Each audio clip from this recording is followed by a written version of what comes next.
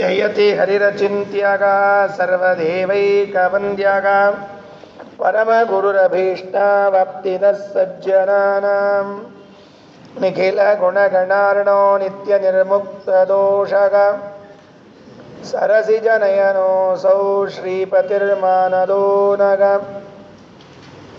ಅಶೇಷವಾಗ್ಜಾಡ್ಯಮಲಾಪಹಂತ್ರಿ ನವಂ ನವಂ ಸ್ಪಷ್ಟಸುವತ್ಪ್ರದಾಯಿನಿ ಮಮೇಕಜಿಹ್ವಾಗ್ರಸುರಂಗನರ್ತಕೀ ಭವಪ್ರಸನ್ನಾ ವದನೆ ಚ ಮೇ ಶ್ರೀಃ ವ್ಯಾಪ್ತಿರ್ಯಸ್ಯ ನಿಜೇ ನಿಜೇನ ಮಘಸಾ ಪಕ್ಷೇ ಸಪಕ್ಷೇ ಸ್ಥಿತಿಃ ವ್ಯಾವೃತ್ತಿಶ್ಚ ವಿಪಕ್ಷತೋತ ವಿಷಗೆ ಸಕ್ತಿರ್ನ ವೈ ಬಾಧಿತೆ ನೈವಾಸ್ತಿ ಪ್ರತಿಪಕ್ಷಯುಕ್ತಿರತುಲಂ ಶುದ್ಧಂ ಪ್ರಮಾಣಂ ಸಮೇ ಭೂಯಾತ್ ತತ್ವವಿನಿರ್ಣಯಾಯ ಭಗವಾನ್ ಆನಂದತೀರ್ಥೋ ಮುನಿಃ ವಾಣಿತೆ ಕರವಾಣ್ಯಂಬ ಚರಣೋ ಹೃದಿ ಸರ್ವದಾ ಮಧ್ವಾಕ್ಯಸರಣಿರ್ಭೂಯಾತ್ ಶ್ರೀಮದಾಚಾರ್ಯ ಭಾವಗ ನಮೋಸ್ತು ತಾತ್ವಿಕಾ ದೇವಾಗ ವಿಷ್ಣುಭಕ್ತಿಪರಾಯಣಾಗ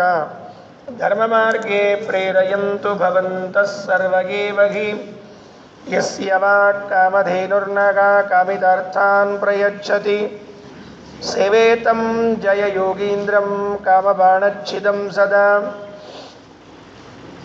ಅಸ್ಮದ್ಗುರುಸಮಾರಂಭಾಂ ಟೀಕಾಕೃತ್ಪಾದಮಧ್ಯಗಾಂ ಶ್ರೀಮದಾಚಾರ್ಯಪರ್ಯಂತಾಂ ವಂದೇ ಗುರುಪರಂಪರಾಂ ಪೃಥ್ವೀಮಂಡಲಮಧ್ಯಸ್ಥಾಃ ಪೂರ್ಣಬೋಧಮತಾನುಗಾಃ ವೈಷ್ಣವಾ ವಿಷ್ಣುಹೃದಯಾಃ ತಾನ್ನಮಸ್ಸೇ ಗುರೂನ್ ಮಮ ಆಪಾದಮೌಳಿಪರ್ಯಂತಂ ಗುರುಣಾಂ ಆಕೃತಿಂ ಸ್ಮರೇತ್ ತೇನ ವಿಘ್ನಾಃ ಪ್ರಣಶ್ಯಂತಿ ಸಿದ್ಧ್ಯಂತಿ ಚ ಮನೋರಥಾಃ ಓಷ್ಠಾಪಿಧಾನಾನಕುಲೀದಂತೈಃ ಪರಿವೃತಾಪವಿಃ ಸರ್ವಸ್ಯೈವಾಚ ಈಶಾನಾ ಚಾರುಮಾಮಿಹ ಪಾದಗೇತ್ ಕಾಂತಾಯ ಕಲ್ಯಾಣಗುಣೈಕಧಾಮ್ನೇ ನಮದ್ಯುನಾಥ ಪ್ರತಿಮಪ್ರಭಾಯ ನಾರಾಯಣಾಯ ಕಿಲ ಕಾರಣಾಯ ಶ್ರೀಪ್ರಾಣನಾಥಾಯ ನಮಸ್ಕರೋಮಿ ಅಥ ಕದಾಚನ ಸುಂದರನಂದನಸ್ಮಿತಮುಖೇಂದುದೃಶಾಂ ದಯಿತೋ ನೃಣಾಂ ಮಹಮಿತೋ ನಿಜಬಂಧುಮುದೇ ಮುದಾ ಪ್ರಯಯತು ಸ್ವಜನೈಃ ಸಹ ದಂಪತಿ. ಸ್ವಸ್ತಿ ಅಸ್ತು. ಆಚಾರ್ಯರ ಚರಿತ್ರೆಯನ್ನು ಪರಮ ಶ್ರದ್ಧಾಭಕ್ತಿಗಳಿಂದ ವರ್ಣನೆ ಮಾಡುವಂತಹ ಕೃತಿ ಸುಮಧ್ವ ವಿಜಯ. ಇದರಲ್ಲಿ 2 ಸರ್ಗಗಳ ವಿಷಯವನ್ನು ಯಥಾಮತಿಯಾಗಿ ತಿಳಿಯುವ ಪ್ರಯತ್ನ ಮಾಡಿದ್ದೇವೆ. 3ನೇ ಸರ್ಗದಲ್ಲಿ ಪ್ರವೇಶ ಮಾಡಬೇಕು. ವಾಸುದೇವನ ಅಕ್ಷರಾಭ್ಯಾಸ ಹೇಗಿತ್ತು? ತಂದೆ ಮಗನಿಗೆ ಅಕ್ಷರಾಭ್ಯಾಸವನ್ನು ಮಾಡಿಸಬೇಕಾದದ್ದೊಂದು ಕ್ರಮ. ಹಾಗಾದರೆ ಅಕ್ಷರಾಭ್ಯಾಸವನ್ನು ಮಾಡಿಸಿದಾಗ ವಾಸುದೇವ ಹೇಗೆ ಅದಕ್ಕೆ ಪ್ರತಿಸ್ಪಂದಿಸಿದ? ತಂದೆ ಪಾಠ ಹೇಳಿಕೊಟ್ಟಾಗ ಸರ್ವಜ್ಞರಾದ ವಾಯುದೇವರು ಅಧ್ಯಯನಕ್ಕೆ ಕುಳಿತಾಗ ಹೇಗೆ ನಡ್ಕೊಂಡ್ರು ಅನ್ನುವಂತಹ ಒಂದು ವಿಷಯವನ್ನು ಇಲ್ಲಿ ನಿರೂಪಣೆ ಮಾಡ್ತಾರೆ. ಉಪನಯನ ಮಾಡಿದರಂತೆ.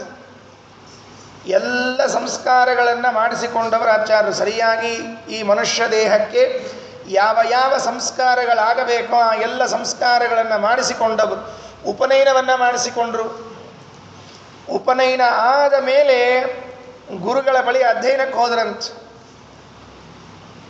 ಗುರುಗಳ ಬಳಿ ಅಧ್ಯಯನಕ್ಕೆ ಹೋದಾಗ ಅಧ್ಯಯನ ಕಡಿಮೆ ಅಂತ, ಆಟ ಜಾಸ್ತಿ. ಆಟ ಓಟ ಇವುಗಳೇ ಜಾಸ್ತಿ ಇದ್ದಾಗ ಗುರುಗಳು ಒಂದು ದಿವಸ ಬೈದ್ರಂತೆ. ಓದೋದಿಲ್ಲ ಬಿಡೋದಿಲ್ಲ, ಬರೀ ಇದೇ ಮಾಡ್ತೀಯ ನೀನು ಅಂತ. ಗುರುಗಳಿಗೆ ಕೊಟ್ಟ ಉತ್ತರ ಜಗತ್ತೇ ನಿಬ್ಬೆರಗಾಯಿತಂತ. ಏನವತ್ತು ನೀಡಿದ ಉತ್ತರ ಹೇಗಿತ್ತು? ಅಧ್ಯಯನ ಸಾಕಂದ್ರಂತೆ. ಅಧ್ಯಯನ ಸಾಕು ಅಂದರು. 10 ವರ್ಷ ಅಧ್ಯಯನ ಮುಗೀತು. 10ನೇ ವರ್ಷಕ್ಕೆ ವಾಸುದೇವನ ಅಧ್ಯಯನ ಮುಗಿದೋಯ್ತು. ಹೊರಡುವಾಗ ಗುರುಗಳಿಗೆ ದಕ್ಷಿಣೆ ಕೊಟ್ಟು ಹೊರಡೋಣ ಅಂತ ಹೇಳಿ ದಕ್ಷಿಣೆಯನ್ನು ಕೊಟ್ಟು ಹೊರಟ್ರಂತೆ. ಇದು 3ನೇ ಸರ್ಗದ ಸಾರಾಂಶ. ಕೊನೆಯಲ್ಲಿ ಗುರುದಕ್ಷಿಣೆಯನ್ನು ಕೊಟ್ಟರು ಅಂತ ಹೇಳುವಲ್ಲಿ ಈ ಸರ್ಗವನ್ನು ಮುಕ್ತಾಯ ಮಾಡ್ತಾರೆ. ಏನು ಗುರುದಕ್ಷಿಣೆ ಕೊಟ್ಟಿರಬಹುದು ಗುರುಗಳಿಗೆ. ಮುಂದೆ ಆಚಾರ್ಯರ ಸನ್ಯಾಸವೇ ಪ್ರಾರಂಭ ಆಗೋಯ್ತು. 4ನೇ ಸರ್ಗದಲ್ಲಿ ಸನ್ಯಾಸ ಸ್ವೀಕಾರ ಮಾಡಿದರು ಅಂತ ಹೇಳಿಬಿಡ್ತಾರೆ. 4ನೇ ಸರ್ಗದಿಂದ 16ನೇ ಸರ್ಗದವರೆಗೂ ಕೂಡ ಸನ್ಯಾಸಿಗಳಾದ ಆಚಾರ್ಯರನ್ನು ಕಾಣುವುದು. ಬಾಲ್ಯ ಮುಗಿದೋಯ್ತು, 10ಕ್ಕೆ ಮುಕ್ತಾಯ. ಬಹಳ ಅಪರೂಪ. 10 ವರ್ಷಕ್ಕೆ ಎಲ್ಲ ಬಿಟ್ಟು ಹೋಗೋದು ಅಂದರೆ ಭಾರಿ ಆಶ್ಚರ್ಯ. ಈಗ ನಾವು ಈ ಸರ್ಗದಲ್ಲಿ ಎಷ್ಟನೇ ವಯಸ್ಸಿನಿಂದ ಎಷ್ಟನೇ ವಯಸ್ಸಿನವರೆಗೆ ಕಥೆಯನ್ನು ಕೇಳ್ತಿದ್ದೀವಿ ಅಂದರೆ 3ನೇ ವಯಸ್ಸಿನಿಂದ ಪ್ರಾರಂಭವಾಗಿ ಸರಿಸುಮಾರು 10 ವರ್ಷದವರೆಗಿನ ಚರಿತ್ರೆಯನ್ನು ಕೇಳಲಿಕ್ಕೆ ಹೊರಟಿದ್ದೇವೆ. ಆಸುಪಾಸು ಅಲ್ಲಲ್ಲಿ ಆಚಾರ್ಯರಿಗೆ 10ನೇ ವಯಸ್ಸಿಗೆ ಆಶ್ರಮವಾಗಿದೆ ಅಂತ ಹಿರಿಯರ ಅಂಬೋಣ. ಹಾಗಾಗಿ ಅಲ್ಲಿ 7 ವರ್ಷದ ಘಟನೆಯನ್ನು ಅಲ್ಲಲ್ಲಿ ಇದ್ದದ್ದನ್ನು ಸಂಗ್ರಹ ಮಾಡಿ ಕ್ರೋಢೀಕರಿಸಿ ಹೇಳ್ತಾರೆ. ಮೊದಲು 16 ಶ್ಲೋಕಗಳು, 1ನೇ ಶ್ಲೋಕದಿಂದ 16ನೇ ಶ್ಲೋಕದವರೆಗೆ ಒಂದು ಪ್ರಸಂಗ. ತಂದೆ ತಾಯಿಗಳ ಜೊತೆಗೆ ಬೇರೆ ಊರಿಗೆ ಹೋದ ಮಗು ತಪ್ಪಿಸಿಕೊಂಡಿತು. ಮತ್ತೆ ನಿನ್ನೆ ಎತ್ತಿನ ಹಿಂದೆ ಹೋಗಿತ್ತು ಅಂತ ಕೇಳಿದ್ವಿ. ಇವತ್ತ ಆ ಮಗು ತಪ್ಪಿಸಿಕೊಂಡಂತೆ ವಾಸುದೇವ ಬಾಲಕ ತಪ್ಪಿಸಿಕೊಂಡ. 3 ವರ್ಷದ ವಾಸುದೇವ. 3 ವರ್ಷದ ಹುಡುಗರು ಎಲ್ಲಿ ತಪ್ಪಿಸ್ಕೊಳ್ಳಿಕ್ಕೆ ಸಾಧ್ಯವರಿ? ಅಂದರೆ ಯಾವಾಗಲೂ ತುಂಟಾಟ ಎಷ್ಟಿತ್ತು ಅಂದರೆ ಕೂತತ್ರ ಕೂಳ್ತಿರ್ಲಿಲ್ಲ, ನಿಂತತ್ರ ನಿಂತಿರ್ಲಿಲ್ಲ. 3ನೇ ವರ್ಷದ ವಾಸುದೇವ ಮನೆ ಬಿಟ್ಟು ಹೊರಟು ಬಿಟ್ಟ. ಸೂಚನೆ ಮಾಡಿದ, ನಾನು ಮನೆ ಬಿಟ್ಟು ಹೋಗ್ತಾ ಇದ್ದೀನಿ, ಎಚ್ಚರ ಇರಲಿ ಅಂತ ಹೇಳ್ತಾ ಇದ್ದಾನೆ. 1 ವರ್ಷದವನಿದ್ದಾಗ ಒಂದ್ಸಲ ಸೂಚನೆ ಮಾಡಿದರು, 3ನೇ ವರ್ಷದವರಿದ್ದಾಗ ಒಂದ್ಸಲ ಸೂಚನೆ ಮಾಡಿದ್ರು, 10ನೇ ವರ್ಷದವರಿದ್ದಾಗ ಮುಕ್ತಾಯನೇ ಹಾಡಿಬಿಟ್ರು, ಮನೆ ಬಿಟ್ಟು ಹೋಗೇ ಬಿಟ್ರು. 3ಕ್ಕೆ ಮುಕ್ತಾಯ ಅಂತ ಹೇಳ್ತಿರ್ತಾರೆ ನೋಡ್ರಿ ನಮ್ಮಲ್ಲೆಲ್ಲ. ಹಾಗೆ 3ನೇ ಸರ್ತಿ ಹೊರಡುವಾಗ ಟಾಟಾ ಅಂತ ಹೋಗ್ಬಿಟ್ರು. ಅವರು ಬಂದದ್ದು ಸನ್ಯಾಸ ಸ್ವೀಕಾರ ಮಾಡಲಿಕ್ಕೆ, ಜಗತ್ತಿಗೆ ಶುದ್ಧವಾದ ಸನ್ಯಾಸವನ್ನು ತಿಳಿಸಿಕೊಟ್ಟು ಆ ಸನ್ಯಾಸಿಗಳು ಮಾಡಬೇಕಾದ ಧರ್ಮಗಳೇನು, ಆ ಸನ್ಯಾಸದಿಂದ ಆಗುವ ಲಾಭ ಏನು, ಹರಿಪ್ರೀತಿಯನ್ನು ಹೇಗೆ ಸಂಪಾದನೆ ಮಾಡಬೇಕು ಅನ್ನುವುದನ್ನೆಲ್ಲ ತಿಳಿಸಿಕೊಡ್ಲಿಕ್ಕಾಗಿ ಬಂದ ಬಾಲಕ ವಾಸುದೇವ ಆಚಾರ್ಯನಾಗುವುದು 4ನೇ ಸರ್ಗದಲ್ಲಿ. 3ನೇ ಸರ್ಗದ ಪ್ರಾರಂಭ ಅವರು ಬೇರೆ ಊರಿಗೆ ಹೋದರು ಕಾರ್ಯಕ್ರಮಕ್ಕೆ ಶುರುವಾಗ್ತದೆ. ಅಥ ಕದಾಚನ ಸುಂದರ ನಂದನ ಸ್ಮಿತ ಮುಖೇಂದು ದೃಶಾಂ ದಯಿತೌ ನೃಣಾಂ ಮಹಮಿತೋ ನಿಜ ಬಂಧು ಮುದೇ ಮುದ ಪ್ರಯಯತು ಸ್ವಜನೈ ಸಹ ದಂಪತಿ. ನಿಡಿಯೂರು ಅಂತ ಒಂದು ಊರು, ನಿಡಿಯೂರು ಅಂತ. ಆ ನಿಡಿಯೂರಿಗೆ ಇವರು ನಡುಮನೆ ನಾರಾಯಣ ಭಟ್ಟರು, ವೇದವತಿ, ವಾಸುದೇವ, ಕಲ್ಯಾಣಿ ದೇವಿ ಇವರೆಲ್ಲ ಸೇರಿಕೊಂಡು ಆ ನಿಡಿಯೂರಿನಲ್ಲಿ ಇದ್ದ ಇವರ ಬಂಧುಗಳ ಮನೆಗೆ ಹೋದ್ರಂತೆ. ಏನಿತ್ತು ಕಾರ್ಯಕ್ರಮ? ಸಾಮಾನ್ಯವಾಗಿ ಮನೆಯಲ್ಲಿ ಕಾರ್ಯಕ್ರಮಗಳೆಲ್ಲ ಅವತ್ತು ಮಾಡ್ತಾ ಇದ್ದದ್ದು. ಮದುವೆ ಮುಂಜಿ ಎಲ್ಲ ಮನೆಯಲ್ಲೇ ಮಾಡ್ತಾ ಇದ್ದು. ಇವತ್ತು ನಾವು ಕಲ್ಯಾಣ ಮಂಟಪ, ಮನೆ ಸಣ್ಣದಾಯಿತು, ಮಂಟಪ ದೊಡ್ಡದಾಯಿತು. ಆದ್ದರಿಂದ ನಾವೆಲ್ಲ ಶಿಫ್ಟ್ ಮಾಡ್ಕೊಂಡಿದ್ದೇವೆ. ಅವತ್ತೆಲ್ಲ ಮನೆಯಲ್ಲೇ ಅಂದರೆ ಹೇಗಿರ್ತಿತ್ತು ಅಂದರೆ 16 ದಿವಸಗಳ ಕಾರ್ಯಕ್ರಮಗಳು, ತಿಂಗಳು ಮದುವೆ ಇದ್ದರೆ ಮನೆಯಲ್ಲಿ 1 ತಿಂಗಳು ಮೊದಲು ಬಂದಿರ್ತಿದ್ರು ಸಂಬಂಧಿಕರೆಲ್ಲ. ಏನದು ಉತ್ಸಾಹ ಇರ್ತಿತ್ತು, ಉತ್ಸವ ಇರ್ತಿತ್ತು. ಈಗೇನಿಲ್ಲ ಇಲ್ರಿ, ಬೆಳಿಗ್ಗೆ ಬರೋದು, ಅಕ್ಷತೆ ಹಾಕುವುದು, ಸಂಜೆ ಅಲ್ರಿ ಮಧ್ಯಾಹ್ನದಾಗ ಮತ್ತೆ ಹೊಟ್ಬಿಡೋದು ಹೊಳ್ಳಿ. ಯಾರು ಲಗ್ನ ಮಾಡ್ಕೊಂಡು ಗಂಡ ಹೆಂಡ್ತಿ ಹೋಗ್ಬಿಡ್ತಾರೆ. ಈ ಬಂಧುಗಳಿಗೆ ಇದೀಗ ಸಂಬಂಧ ಇಲ್ಲೇ ಇಲ್ಲ. ಹಾಗಾದರೆ ಇಷ್ಟು ನಮಗೆ ಕ್ಲಿಷ್ಟ ಆಗಿದೆ ಇವತ್ತಿನ ದಿವಸ ಅಂದರೆ ಎಲ್ಲ ಮರ್ತು ಬಿಟ್ಟಿದ್ದೇವೆ. ಈ ಒಂದು ಆ ಸಂಸಾರದ ಒಂದು ಇದು ಚಿತ್ರಣ ಇತ್ತಲ್ಲ, ಅದನ್ನು ಕೊಡ್ತಾ ಇದ್ದಾರೆ. ಇವರೆಲ್ಲ ಎಷ್ಟೋ ದಿನಗಳ ಮೊದಲೇ ಹೋಗ್ಬಿಟ್ರಲ್ಲಿ, ಉತ್ಸವ ಇದೆ ಅಂತ ತಿಳ್ಕೊಂಡು ಹೊರಡೋಣ ಅಂತ ಹೊರಟು ಬಿಟ್ಟಿದ್ದಾರೆ. ನಿಡಿಯೂರಿಗೆ ಹೋದರು ಅಂತ ಹೇಳಬೇಕಾಗಿತ್ತು. ಆ ಕಥೆಯನ್ನು ಪ್ರಾರಂಭ ಮಾಡ್ತಾ ಇದ್ದಾರೆ ಈ ಶ್ಲೋಕದಲ್ಲಿ. ಅಥ ಕದಾಚನ ಸುಂದರ ನಂದನ ಸ್ಮಿತ ಮುಖೇಂದು ದೃಶಾಂ ದಯಿತೌ ನೃಣಾಂ ಮಹಮಿತೋ ನಿಜ ಬಂಧು ಮುದೇ ಮುದ ಪ್ರಯಯತು ಸ್ವಜನೈ ಸಹ ದಂಪತಿ. ದಂಪತಿ ಗಂಡ ಹೆಂಡತಿಯರು ಅವರಿಬ್ಬರೂ ಸ್ವಜನೈ ಸಹ ಪ್ರಯಯತು ತಮ್ಮ ಬಂಧುಗಳಿಂದ ಕೂಡಿಕೊಂಡು ನಿಜ ಬಂಧು ಮುದೆ ಬಂಧುಗಳಿಗೆ ಸಂತೋಷವಾಗ್ತದೆ. ಯಾವಾಗಲೂ ಎಲ್ಲ ಕಾರ್ಯಕ್ರಮ ಮಾಡುವಾಗ ಮನೆಗೆ ಬಂಧುಗಳು ಬರ್ತಿರ್ಬೇಕು. ಮನೆಯಲ್ಲಿ ಬಂಧುಗಳಿದ್ದಾಗಲೇ ಇದು ಕಾರ್ಯಕ್ರಮ. ಅಲ್ಲೇ ಕಲ್ಯಾಣ ಮಂಟಪಕ್ಕೆ ಬಂದುಬಿಡ್ರಿ, ಅಲ್ಲೇ ರೂಮ್ ವ್ಯವಸ್ಥೆ ಮಾಡೀವಿ, ಅಲ್ಲೇ ಇಳಿದು ಅಲ್ಲೇ ಉಂಡು ಅಲ್ಲೇ ಹೋಗಿ ಮುಗಿದು ಹೋಗ್ಬಿಡ್ರಿ ಅಂತ ಹೇಳಬಾರ್ದು. ಮನೆಗೆ ಬರಬೇಕು.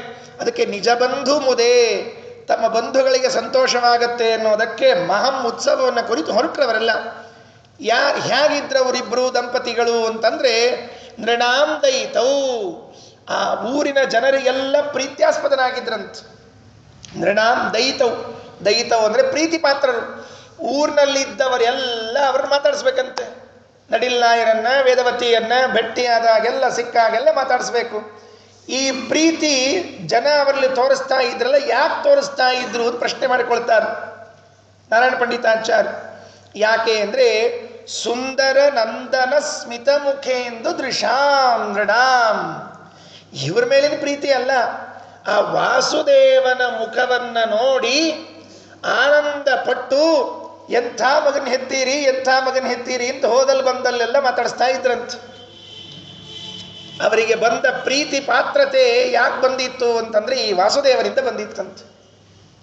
ನಮ್ಗೆ ಯಾರಾದರೂ ಪ್ರೀತಿ ತೋರಿಸ್ತಾರೆ ಅಂತಿದ್ರೆ ನಾವು ಅರ್ಥ ಮಾಡಿಕೊಳ್ಬೇಕು.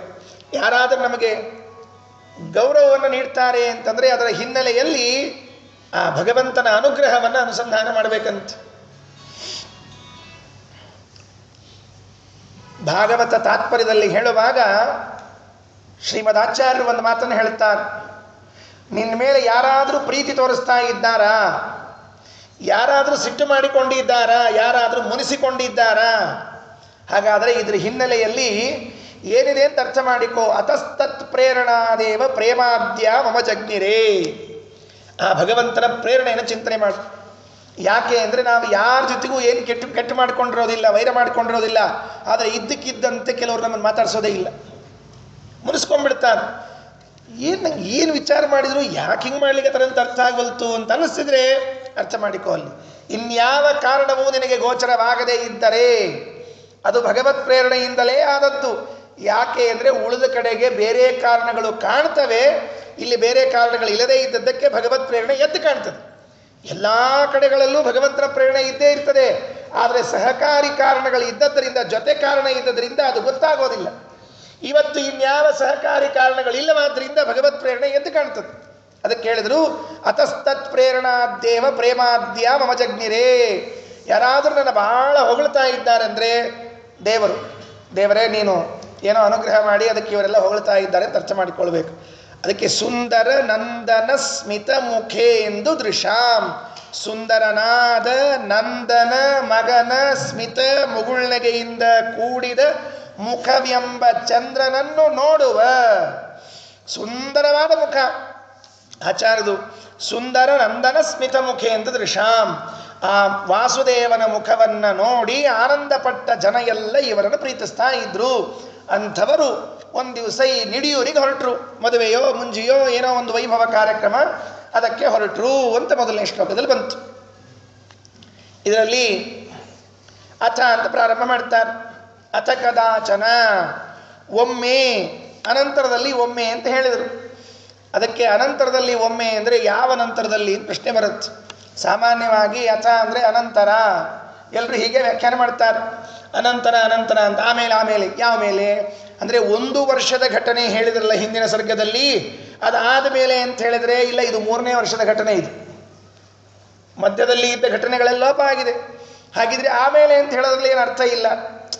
ಅಲ್ಲಲ್ಲ, ಅಥ ಅಂದರೆ ಆಮೇಲೆ ಅಂತಲ್ಲ, ಅಥ ಅಂದರೆ ಮಂಗಳ, ಅಥಾತೋ ಬ್ರಹ್ಮ ಜಿಜ್ಞಾಸ ಅಂತಿದೆಯಲ್ಲ, ಹಾಗೆ ಅಥ ಅಂದರೆ ಮಂಗಳ ಅಂತ ಹೇಳ್ತೀವಿ. ಅಂದರೆ ಮೊದಲನೇ ಸರ್ಗ ಅಲ್ಲ, ಇದು 3ನೇ ಸರ್ಗ. ಗ್ರಂಥ ಪ್ರಾರಂಭ ಆಗೋಗಿದೆ. ಗ್ರಂಥ ಪ್ರಾರಂಭವಾದ ಮೇಲೆ ಅಥ ಅಂತ ಮಂಗಳ ಹೇಳಲಿಕ್ಕೆ ಬರೋಂಗಿಲ್ಲ. ಅನಂತರದಲ್ಲಿ ಅಂತ ಹೇಳಲಿಕ್ಕೆ ಹಿಂದೆ ಪ್ರೀವಿಯಸ್ ಆಗಿ ಯಾವ ಕಥೆಯನ್ನು ಹೇಳಿಲ್ಲ.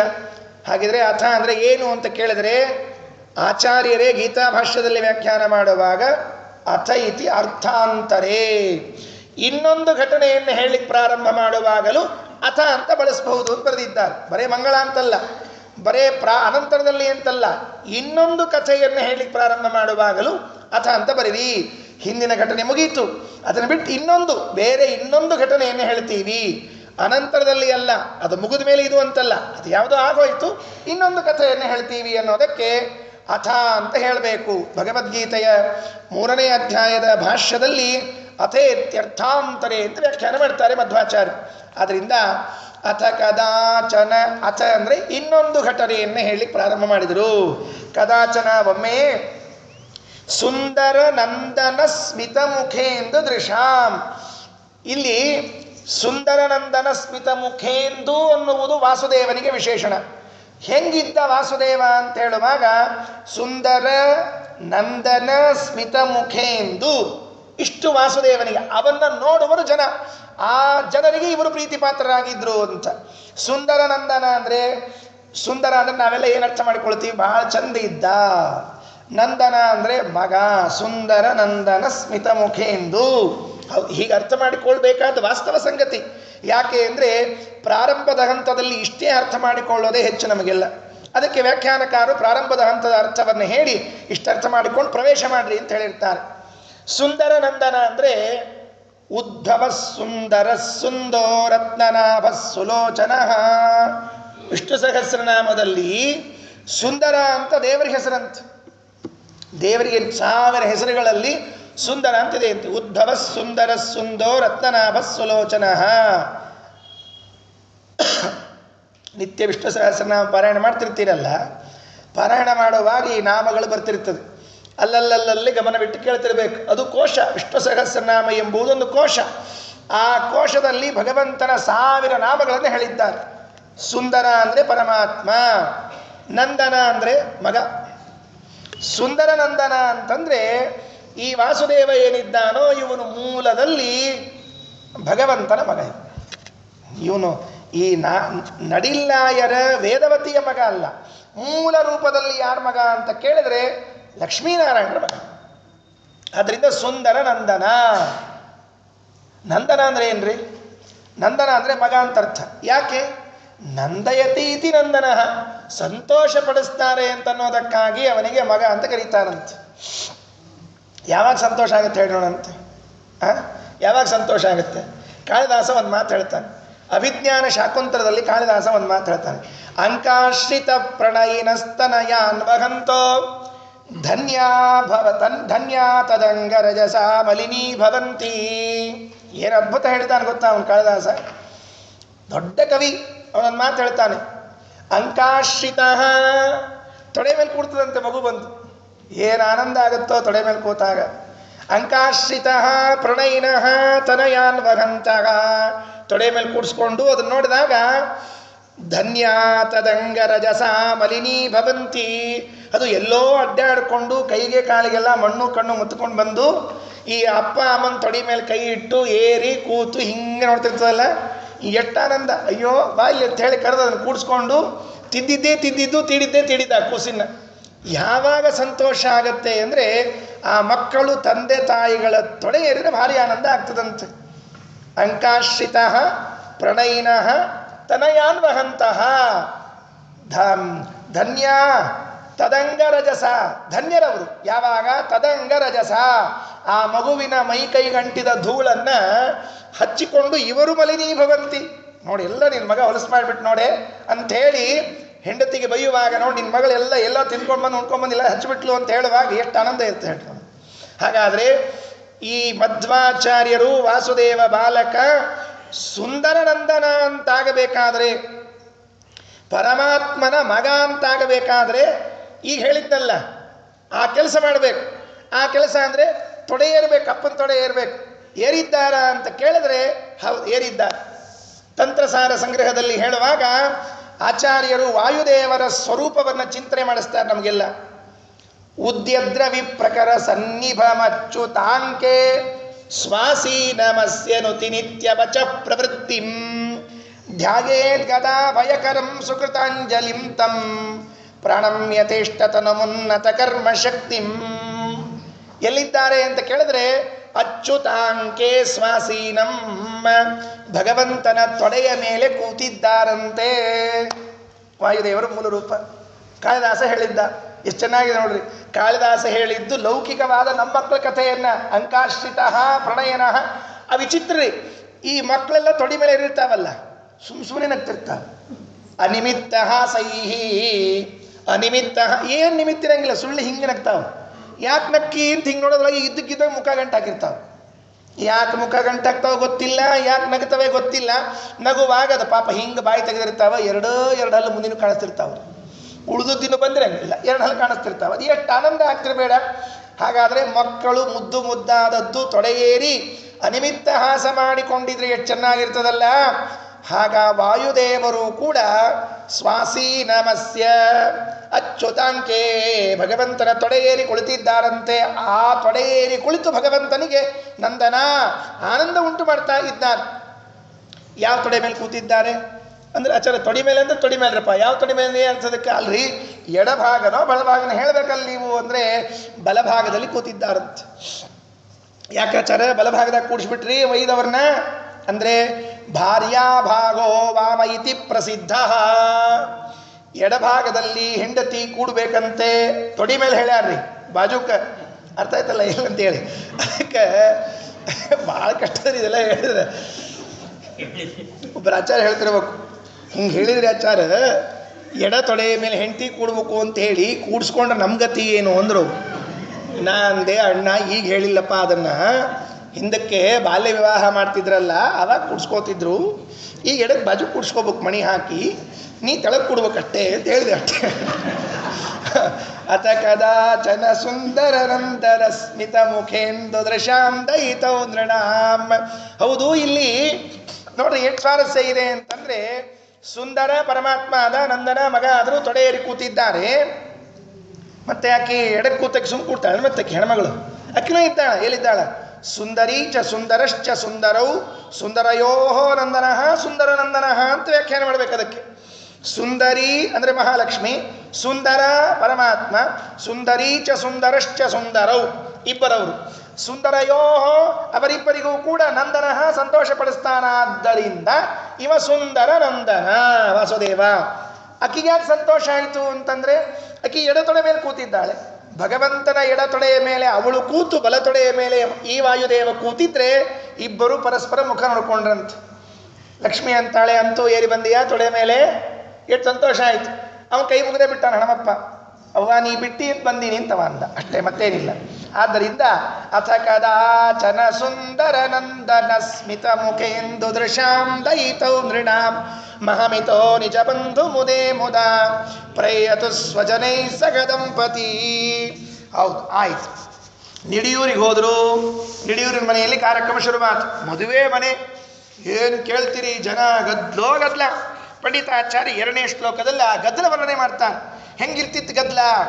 ಸ್ವಜನತಾ ಪಗಮಾಗಮ ಸಂಗಮ ಪ್ರತಿಸಭಾಜಿತ ಪೂರ್ವಕ ಸಂಭ್ರಮೆ ಅವಿದುಷಿ ಜನನೀತಿ ಸಬಾಲಕ ಶರಣತೋ ರಣತೋ ನಿರಗಾಂಗ್ರಭಿ. ಸ್ವಜನತಾ, ಸ್ವಜನತಾ ಅಪಗಮ ಆಗಮ ಸಂಗಮ ಪ್ರತಿಸಭಾಜಿತ ಪೂರ್ವಕ ಸಂಭ್ರಮೇ. ತಮ್ಮವರು ಬರೋದು, ಕೂಡೋದು, ಹೋಗೋದು, ನಿಲ್ಲೋದು, ಮಾತಾಡೋದು, ಏನು ಆನಂದ ಇರ್ತದೆ ಎಲ್ಲರ. ಅವ್ರು ಧರ ಅಂತ ಅಲ್ಲಿಂದ ಬರ್ತಾರೆ, ಇವ್ರು ಭರಭರ ಅಂತ ಇಲ್ಲಿಂದ ಹೋಗ್ತಿರ್ತಾರೆ. ಈ ಕೆಲವು ಮದುವೆ ಮನೆಯಲ್ಲಿ ನೋಡ್ತಿರ್ಬೇಕ್ರಿ, ಏನು ಕೆಲಸ ಇರಂಗಿಲ್ಲ, ಕಾರ್ಯ ಇರಂಗಿಲ್ಲ, ಇಲ್ಲಿಂದಲ್ಲಿ ಅಲ್ಲಿಂದ ಇಲ್ಲಿ. ಈ ಡ್ರೆಸ್ ಬೇರೆ ಮಾಡ್ಕೊಂಡ್ಬಿಟ್ಟಿರ್ತಾರೆ, ಭಾರಿ ಅಲಂಕಾರ ಮಾಡ್ಕೊಂಡ್ಬಿಟ್ಟಿರ್ತಾರೆ. ಆ ಹಚ್ಕೊಂಡು ಸ್ನೋ ಪೌಡ್ರು, ಸುಣ್ಣ, ಬಣ್ಣ ಇಡೀ ಜಗತ್ತಿಗೆ ಗೊತ್ತಾಗಬೇಕು ಅಂತ ತಿಳ್ಕೊಂಡು ಹೇಳಿ ಕೆಲವರು ಕೀಲಿಕೈ ಬೇರೆ ಇಟ್ಕೊಂಡ್ಬಿಟ್ಟಿರ್ತಾರೆ ಟೊಂಕದಾಗ. ಟ್ರಂಕು ಬೀರುವ ಕೀಲಿಕಾಯಿ ಠಣ ಠಣ ಠಣ ಠಣ ಅಂತಿರ್ತದೆ ಶಬ್ದ. ಏನೋ ಇಡೀ ಮನೆ ಜವಾಬ್ದಾರಿ ಇವರೇ ಹೊತ್ಕೊಂಡ್ರಂತ. ಆಮೇಲೆ ಗೊತ್ತಾಗ್ತದೆ ಅಲ್ಲಿ ಲೇಟ್ರ್ ಕಳೆದು ಹೋಗ್ತಾ ಅಂತ ಕೊಡಕ್ಕೆ ಟೊಂಕದಾಗ ಸಿಕ್ಸಿದ್ದು ಅಂತ ಗೊತ್ತಾಗ್ತದೆ ಅಷ್ಟೇ, ಇನ್ನೇನು ಇಲ್ಲೇ ಇಲ್ಲ.